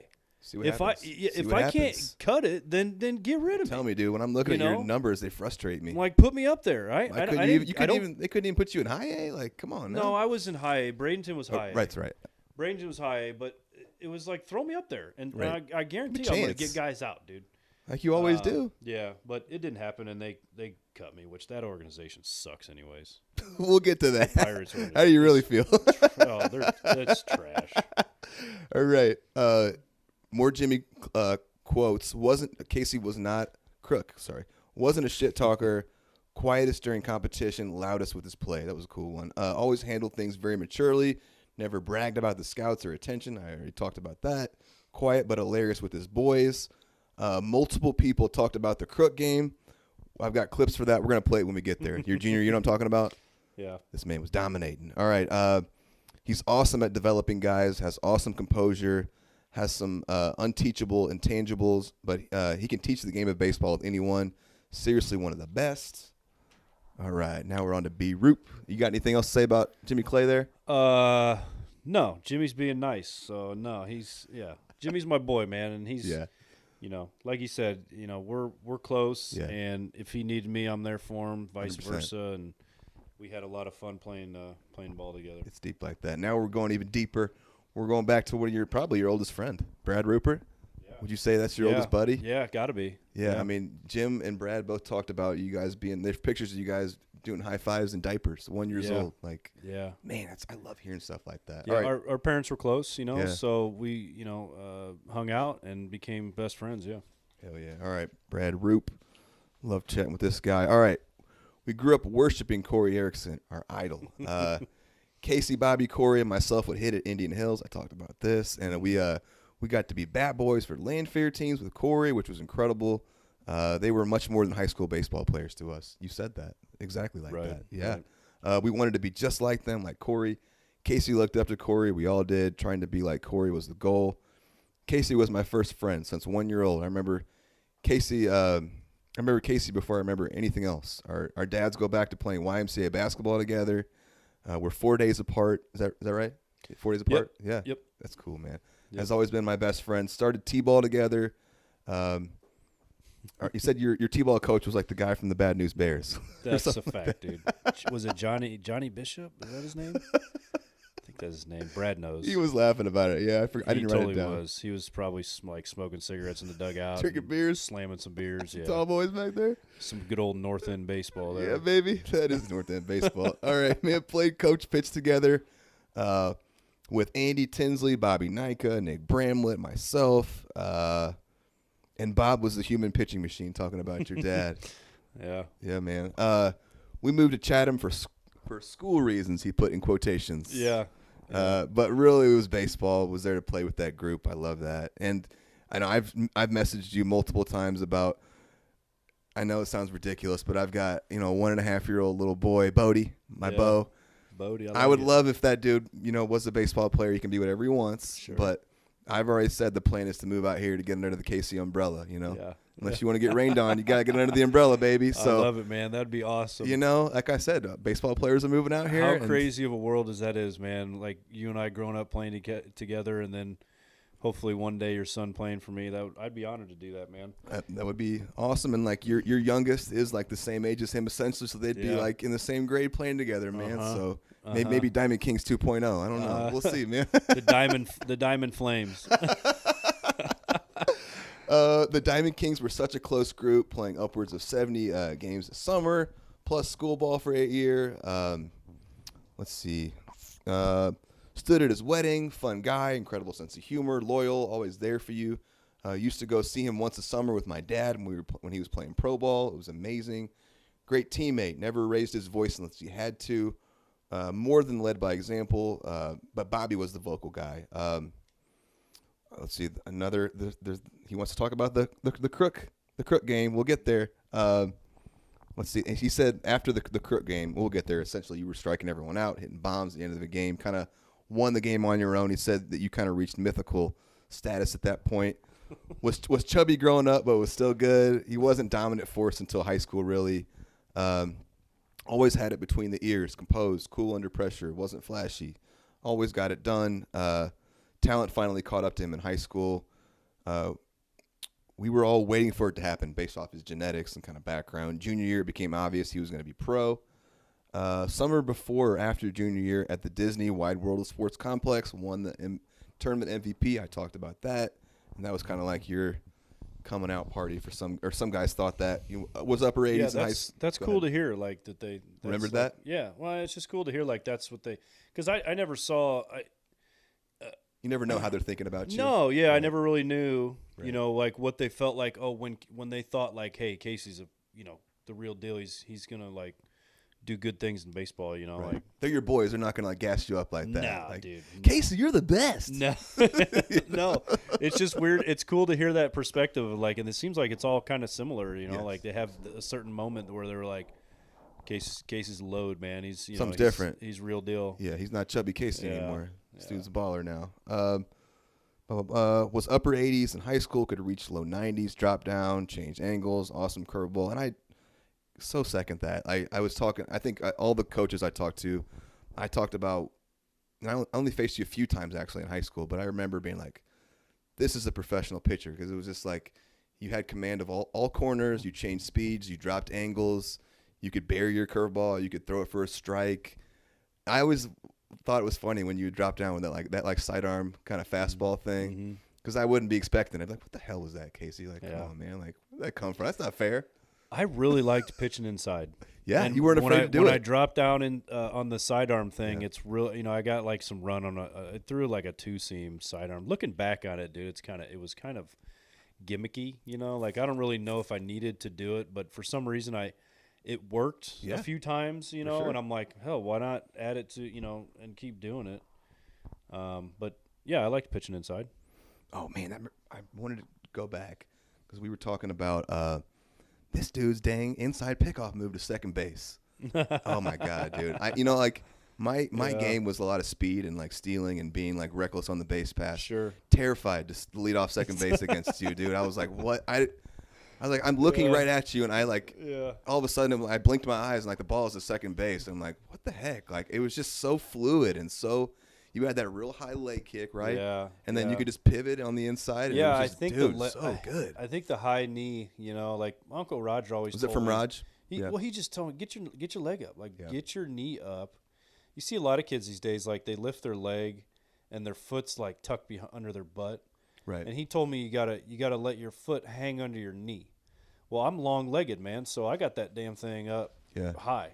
You did. And I don't know. It was easy for me to do it. It didn't take it's not like I had a bunch of practice. It was just natural for you. It was just like I'd spun, I'd throw, and I'd be like, oh, okay, and coach would be like, nice move, looks good, and then I get out in the game and I'm picking everybody off, and the coaches, are yelling from the dugout like, don't lead off second, right, right. And I'm just like, I'm gonna pick you off anyway. Right. There was someone told a story about like maybe it was Ananacci or some assistant coach at Griffin was like, "Oh, I bet it was stop Bill. Leading off at second. I like, bet it was Bill. Just stay on the base." Yeah. Like, do you have any idea how many people you threw out lifetime? Oh man, I don't know, but it seemed like it was dumb. It worked a lot, and give credit to my middle infielders, because they're the ones, they're part of the play too, and there wasn't like a verbal call from the dugout. We just did a simple thing with my hat. And Hipke would acknowledge. Yeah, the play would be on, and I'd do it, and hopefully pick the guy off and get us out of a jam or something. But Ryan McCurley was really good at it too. Yeah, he was a second baseman then. No, he was our third baseman.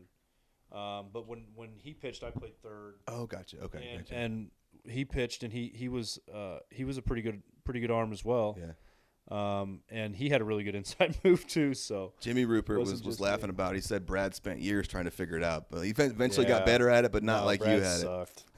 It was terrible. Travis Myers had a really good pickoff move to first. Okay. It was really dirty. He got a lot of guys doing that. All right, I'm gonna finish up my quotes here. His K to walk ratio in high school, absurd. Best hitter our senior year, hit 3 or 4, had great power as a hitter. Such a gamer. You have it or you don't. He never got rattled. You'd have never known he was getting attention from the scouts. This again, he was the most humble person I knew. He never got caught up in it. By how he carried himself, you'd have never known he was a star of our team or his school. This was funny. Remember that story that they kept they ran to death about you your senior year, about you like some car, like the water, like he said you were sick of telling that by the end, because every story was like Casey Erickson defies death and, swims to safety, like saves the day. I had a real good friend that was a sports writer, so he, yeah. No, that's a true story, man. That was pretty wild. You want to tell it? Yeah, sure. I think it was prom or homecoming, and I had 3 people in the car, 2 females and a buddy, and we're driving out to a party. I think it was prom. I guess it's prom. I don't know. Sure. And we're driving out to a party, and it's out off Cover Bridge Road, which is south of town, so it's out in the country a little bit. And we go. There's this I guess S curve that it's down the hill. It's by a large creek out there, and it had rained, I guess, multiple days, and it was raining that day or whatever. But the road was supposed to be closed. They had signs, but they had gotten knocked down, right? Yeah. So I turned, and it's real dark, and so yeah, it was a valley. Water was covering the road a few feet, and I'm driving this little like Nissan S10 or like four banger, like 2-door 4-banger. It was like an oversized like golf cart.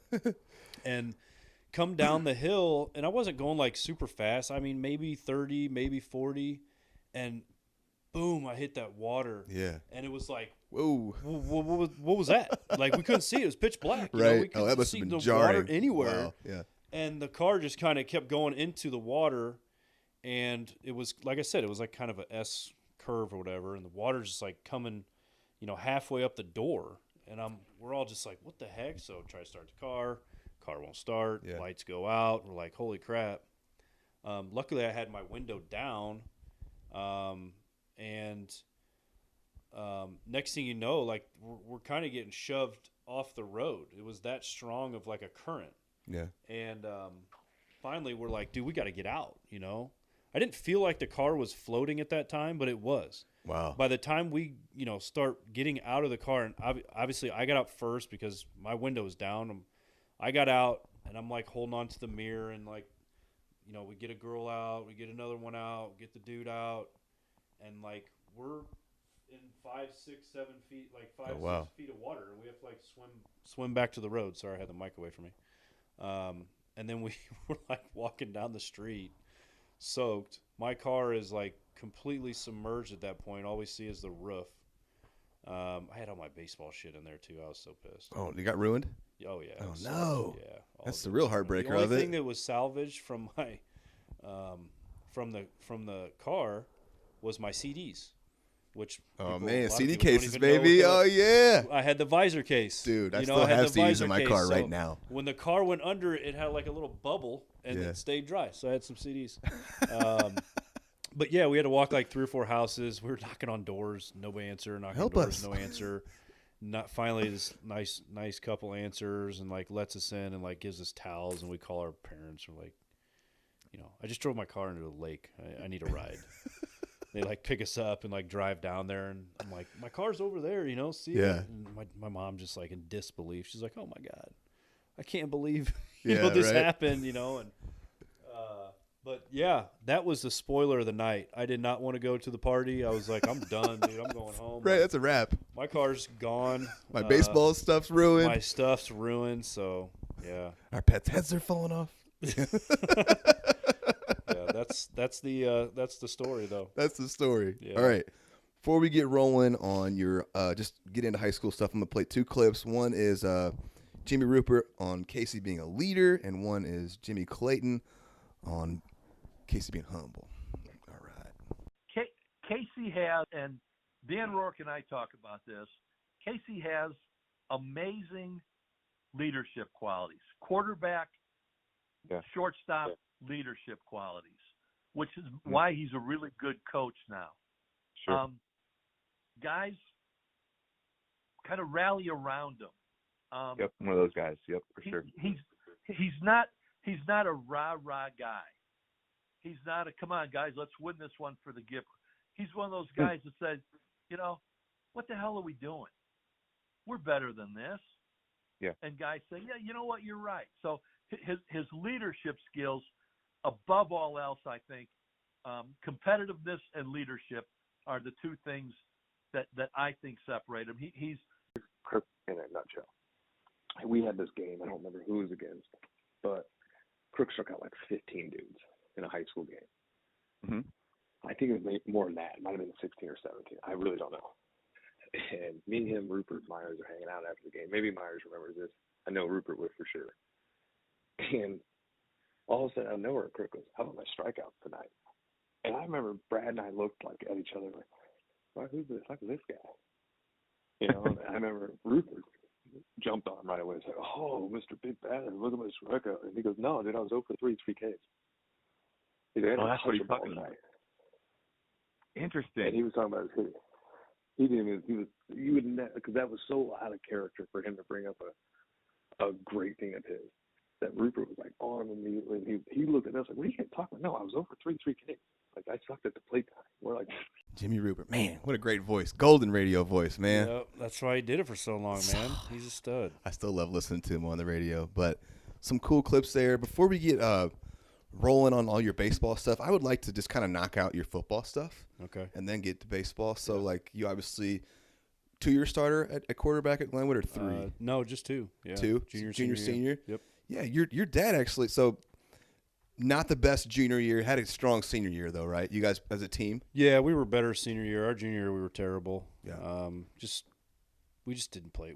Things just didn't work out. Yeah. Nothing clicked. Yeah, it was a bad. Well, how did you look at football? Just something to do with your boys, or like? No, at one point, man, I serious about it? Yeah, at one point, I mean, I enjoyed football as much or more than baseball at times. You know, really? Because I think you know, I mean, say 2 years in high school, junior, senior year. I mean, how many home games is that? 10?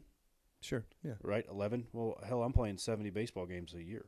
Right. You know, so it's like the quantity made it more special for Friday nights. Yeah. Because you knew, you're like, man, we only got 9 of these things. Right. It's a big deal. It's postseason. It's playoffs. You know, so I think you know, there's just there's a lot more thought and emotion that goes into football for me. I had to prepare for it more than baseball. Right. You know, like baseball, I just like give me a glove, give me my cleats, and I got this. Stand back. Yeah. Right. Football is like, man, we got to play well together. I got to remember my all the routes and all this stuff. Sure. And,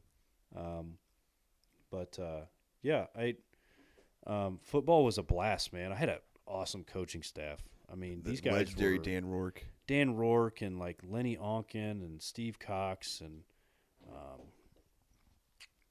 Vondel Edgar.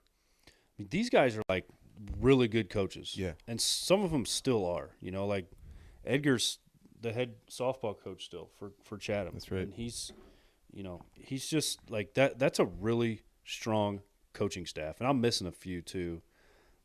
David Hay, Coach Hay, that coaches in Glenwood right now. He was there when I was there. I was intimidated by these guys. Yeah. And that's exactly what needed to happen for us to work hard. Right. And they pushed us and made men out of us, man. I mean, early bird, 6:30 in the morning. Yeah. You're getting your ass kicked. Yeah, buddy. You know, you're in the wrestling room and you're tumbling in a pool of sweat and you're flipping and rolling and then you're going out and you're doing dot drills and then you're going out to run, then you hit the weights. I mean, it was intense and I needed that, and you know, I'm very appreciative of what those guys did for me and coaching me, you know, because quarterbacks aren't, you know, they're the soft ones of the team, right? Yep. You know, wear a different jersey so nobody hits them in practice and stuff. But yep. And so it was hard. It's hard to win those tough coaches over as a quarterback. Sure. But one of them, Len Onken, he was an intimidating dude. Lenny was like 6'4". I hope I don't shortchange him there. That's disrespectful. We'll give him 6'5". 6'5" with some handlebar, like a handlebar mustache, you know? Yeah. Shaved head with a handlebar mustache. I mean, he's at a bike rally on the weekends. No, actually, he's probably in a deer stand. The dude loves to hunt. But he told me a couple years after I graduated, he's like, I got 3 pictures on my wall, you know? And he named 3 players, and I was one of them. And I couldn't believe that. I was like, seriously? Me? You know, and we were close. Yeah. But I just didn't think I was that Respected, to him, you know. And he goes, you know why? He goes, not only were you were an unbelievable leader on the field and in practice for this team. He's like, you got your ass kicked your junior year. You didn't ever blame one other person. You never turned to your teammates and yelled at them. You just got up. That's all you did. You just got up off the ground and went to the next play. Yeah.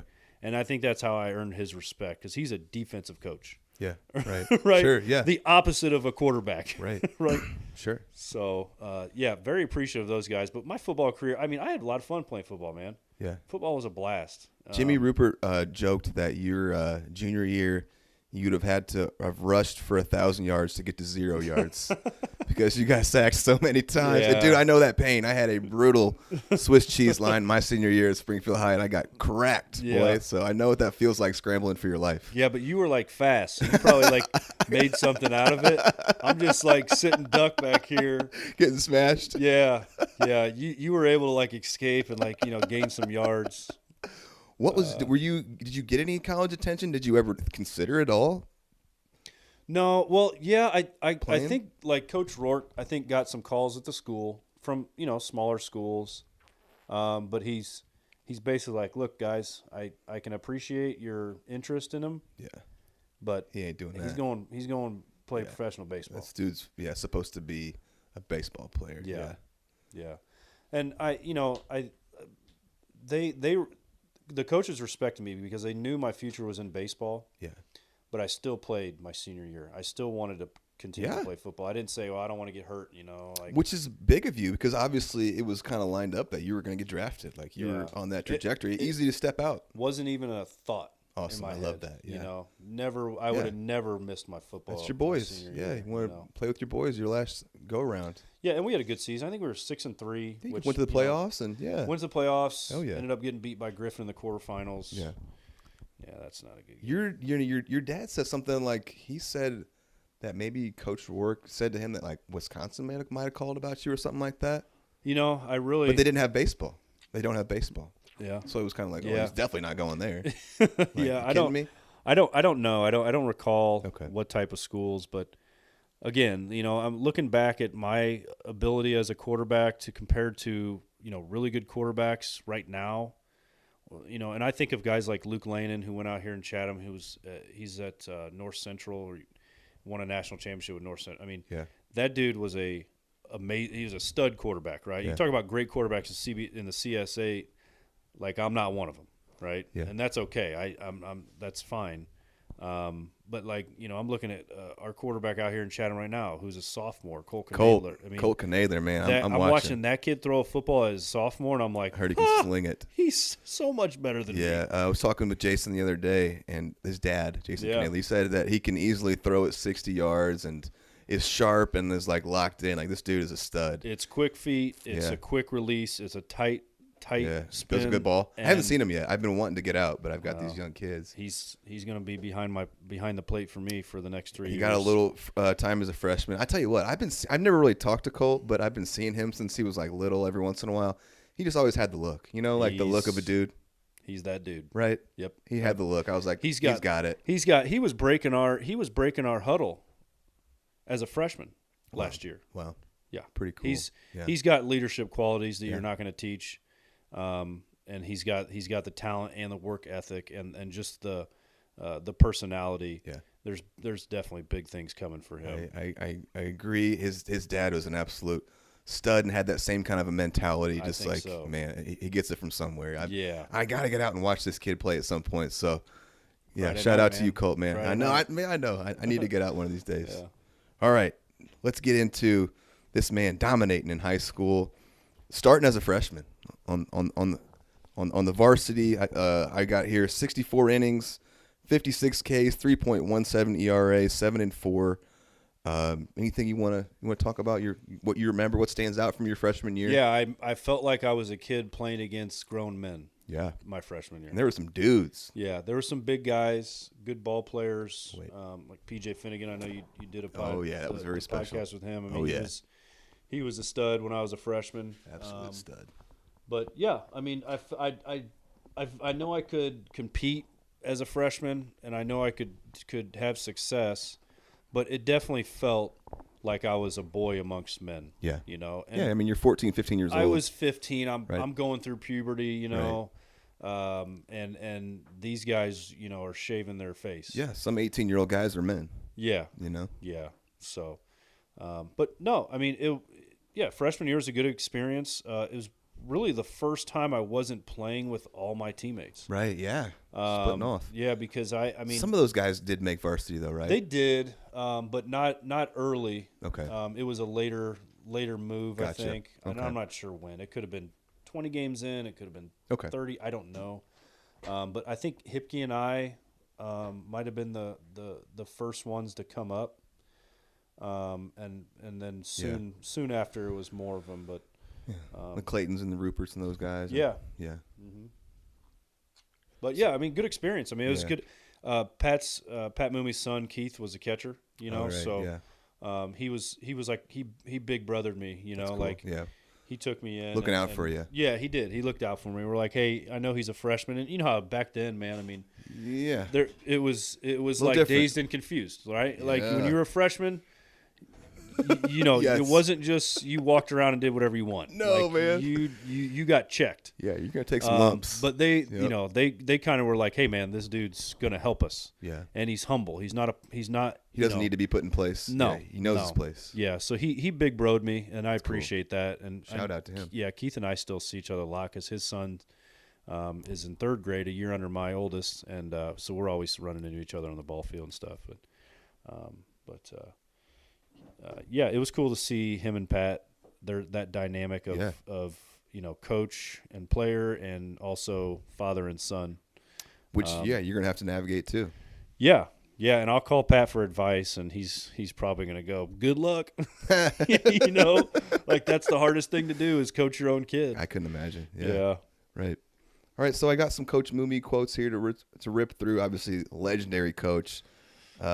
Won a million games, you know, man, that guy was just around forever. I really hope that you kind of carry the torch. I mean, obviously you are carrying the torch, but that you have a long established career at Chatham too. I'd love to see you kind of be in that same ballpark. I appreciate that. Yeah, buddy. But all right, Coach Moomey, even as a player, he was a coach.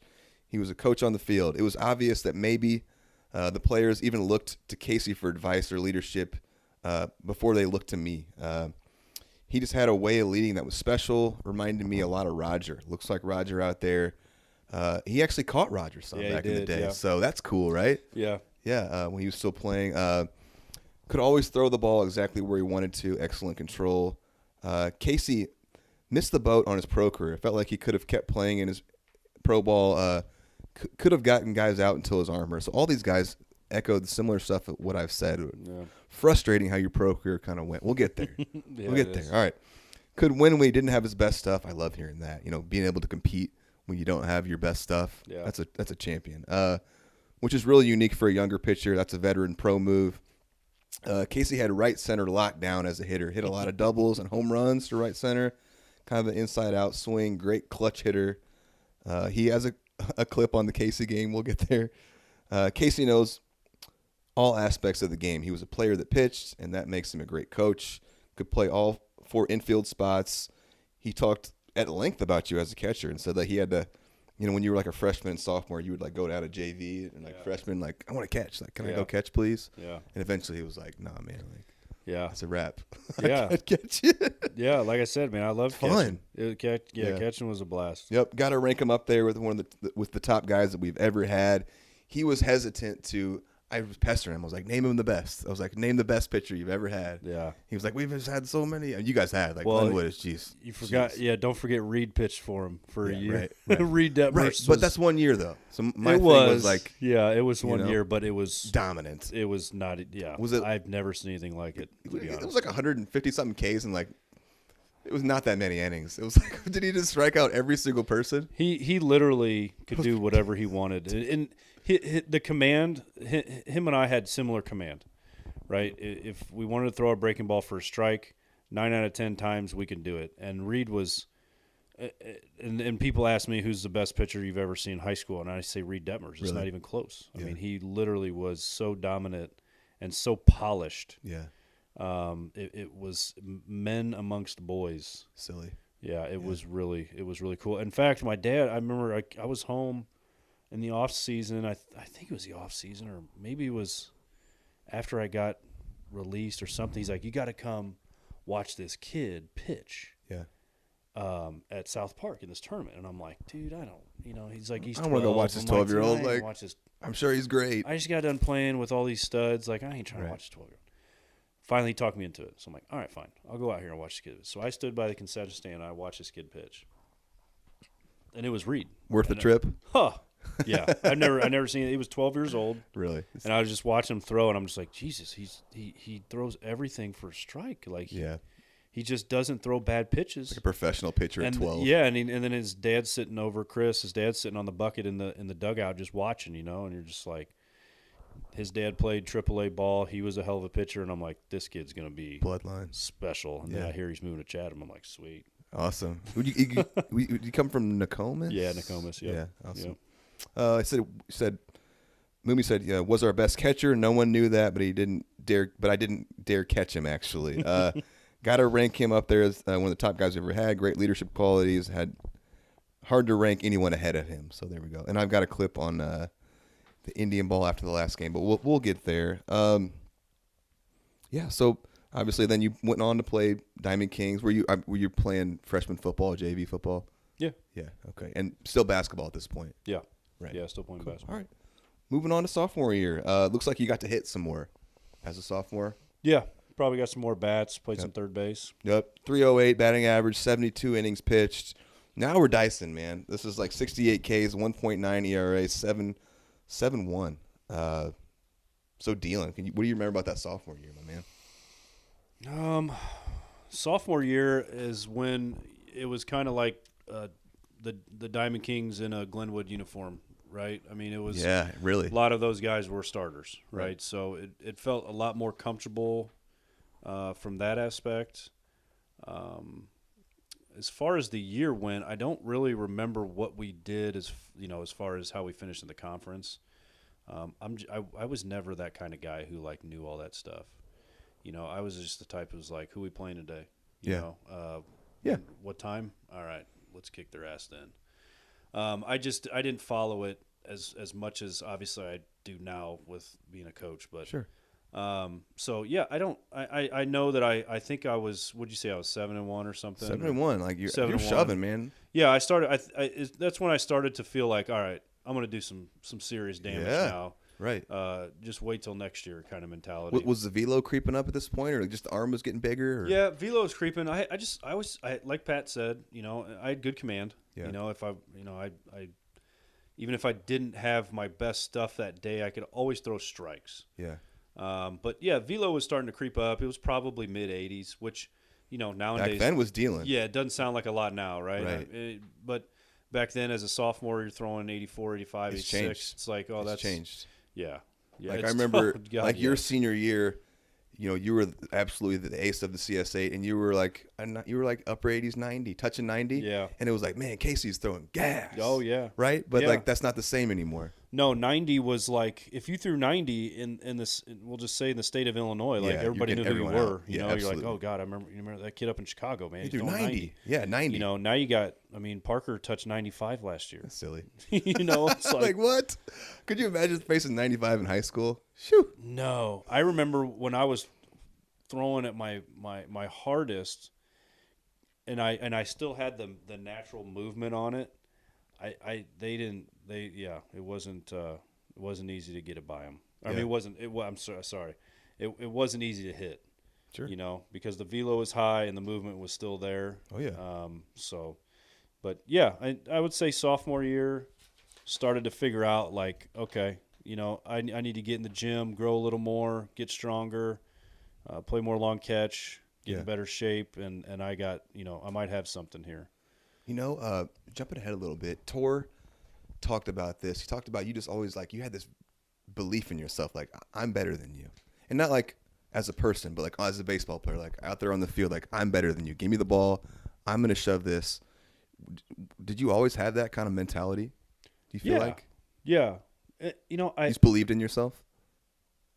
Yeah, I mean, even if I knew I wasn't the best player on the field, I always told myself, like, there you go. I'm gonna put out everybody's gonna walk out. They're gonna know my name. Hmm. You know, that was kind of the mentality. It's like, yeah, you know, get off the bus, walk over here and warm up, and then I'm gonna send you back on the bus quick. that was the mentality, whether it's stupid or not. But no, man, I think that's correct. Yeah, and like you said, you know, like I said earlier, you know, it's Jekyll and Hyde. Like you turn into this different person when you're competing. You totally. know, you turn into a different person, and I was good at that. I was good at turning it on and off. Yeah. So obviously. Yeah, just competitive. You know. Just yeah, totally. Yeah, because everyone talks about this. You know, this great guy you were off the field, but then on it, not that you were a bad guy, but you know, there's not arrogance, but a belief in yourself. You know, it was an arrogance. Sure, we'll call it. Yeah, it was an arrogant. I was arrogant. I've been. But told I mean, that you kind of have to times. be, right? I think a lot of good athletes, or someone who's good at a sport or excels at it at a higher level, I think that has to be your mentality. Yeah. I mean, it's competitive, man. Everybody's trying to chop you down, beat you, hit you, whatever you want to call it. Like if you don't have that, you know, you're at a disadvantage. So I didn't have to learn that. It was natural in me. That's the damn truth. All right.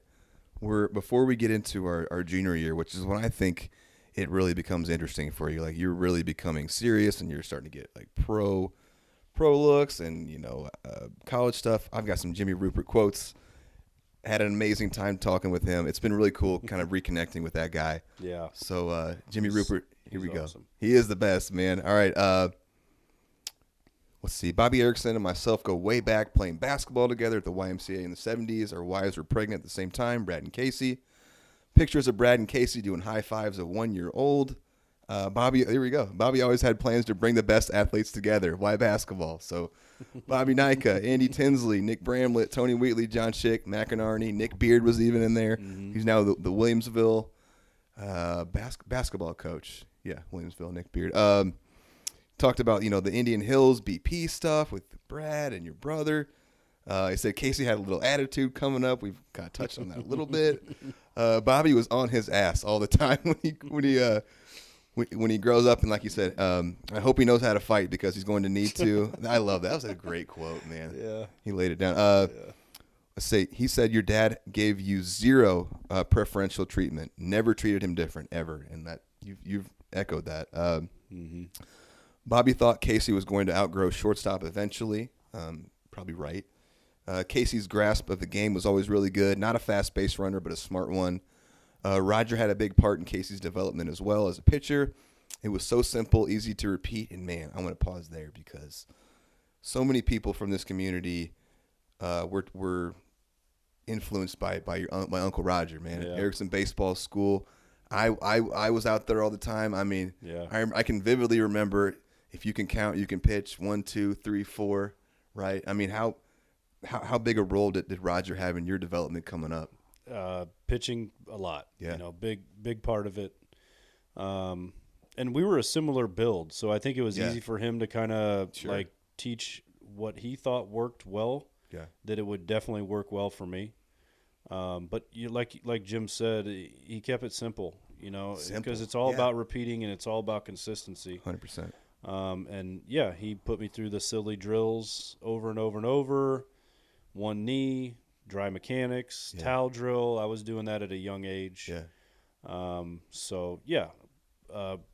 And I don't even know, was there other hitting places in that town? I mean, in Springfield, like I want to say Tim Hewlett had the hitting center, but it moved a few times. I think it wasn't in business for a little bit, but pretty much that was it. Like and Pudge moved a couple times too. We talked about that. You know, he was at the field house over there. Yeah, we talked about this before we started today, just kind of catching up. We talked about how he was at the field house and he had the indoor place there. That was my favorite one. Yeah, that was a cool one too. Yeah. And it's funny because like Jimmy's older brothers, they'll talk about how they used to go there. Yeah. And I'm like, you guys did? You know, like that's crazy that you were coming from Chatham all the way out there. All of it. But dude. Pudge was he was a character, man. We were talking about the Erickson van. Yeah, dude. Yeah, the van. Oh, man. Dude, I got a good one. So the van was parked in Indian Hills because he owned a duplex over there, And that van was there for like 25 years. Just sat there with flat tires, rust accumulating in it. It was like the old like Astro van, I think, with like the ladder on the back, and it had like a bed and this, Yep. Like back had a then, big Erickson baseball Yeah. on the side, like a big baseball, and Yep. Was there Christmas lights on it too? Or Dude, something? there was Christmas All right, sorry, go lights ahead. on there. Keep going. Yeah. No, the strand went from the gutter, and he's like, "Well, I got extra," and he just draped it around the top of the van. But That's so good. So I coach with a guy, Nino Matera. He's the assistant varsity out here, and he also does our 7th grade middle school team. And his father, Tony, lives like catty corner from Rogers Place. And he called me one day. Tony called me, and I never really got calls from Tony. So I'm like, I answer. I'm like, hello. He's like, hey, Case, this is Tony. I'm like, Tony?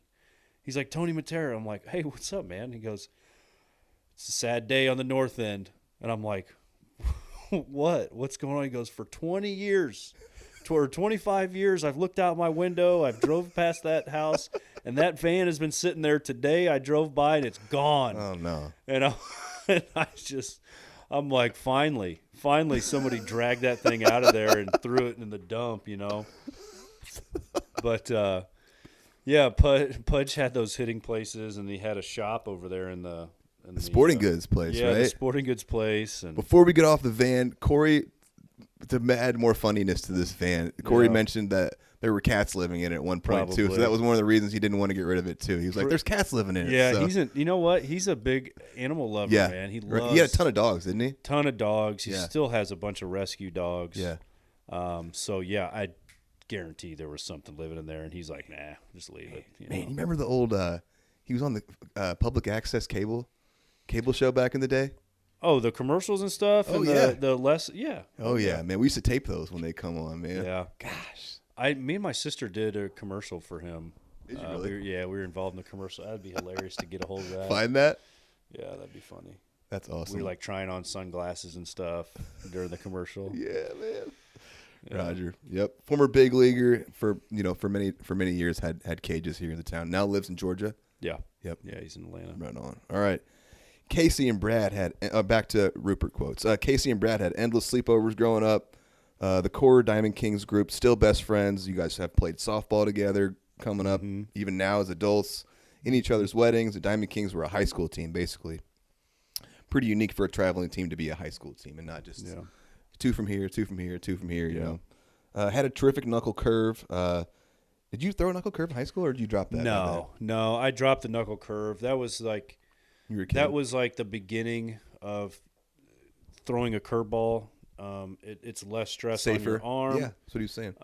You get your fingers out of the way, so the ball just kind of, your index and your middle finger out of the way, so the ball just comes out over the ring finger. Oh, interesting. And just naturally, spun. Yeah. So I started with the knuckle curve just because that was like the baby steps of a curveball. Yeah. But no, in high school, I switched to a traditional curveball. Cool. Just kept getting better and better and better. All of a sudden, he's throwing upper 80s and dominating and winning 20-plus games in a row, and everyone was just like, wow. Really savvy, 6 school records, really knew what he was doing, 39-5 career record. He talked about the crook game, too. Everyone wants to talk about the crook game. We'll get there. Yeah. Kept getting more athletic as he got older, unbelievably loyal, sent me a really nice text after he was inducted into the Springfield Sports Hall of Fame. 26-11 in pro ball with a 2.9. Just a travesty that he didn't get to keep playing. He told you, this was funny. He said, it's ridiculous that Casey didn't get to keep playing when there's guys like Kyle Farnsworth, who he called a big donkey. He was like, terrible pitcher, but he could throw 98. Yeah. So, he gets to hang around the big leagues and makes $50 million. Well, guys like Casey can pitch, but don't get necessarily the same opportunity. Pro ball, arm was bothering him, worried about getting released. You already talked about that, so you were kind of in a pickle there of like, do I say anything? A little bit bitter when it ended, burnt on baseball for a little bit. Tor was a great mentor to him at SCI. SCI was a great opportunity. Showed great leadership in high school football. This was the quote I already said. Had to rush for 1,000 yards to get to 0 yards. You said that too? No, that was him who said it. Oh, okay. Originally. I was just kind of quoting him. Yeah. People don't know you were the long snapper. I was. You did some long snapping. I did. Interesting. Yeah. That's crazy. As a quarterback? Yeah. Just could do it? I mean, I was good at it, man. Yeah, I was good at it.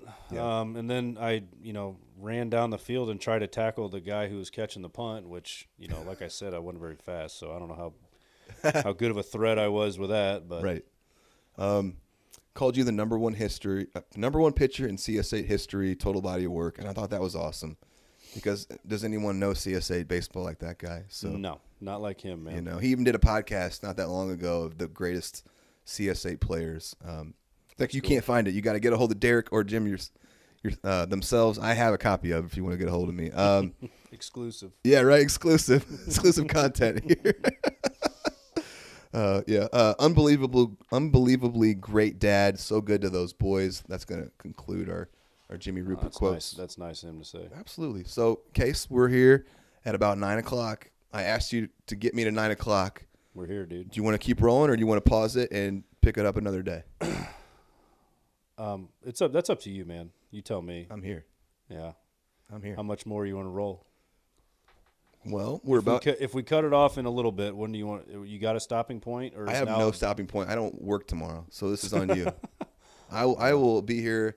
I will stay here until it's done if you want to. I'm down to wrap it up in the next 10, 15. Okay. Or do you want to stop now? It's up to you.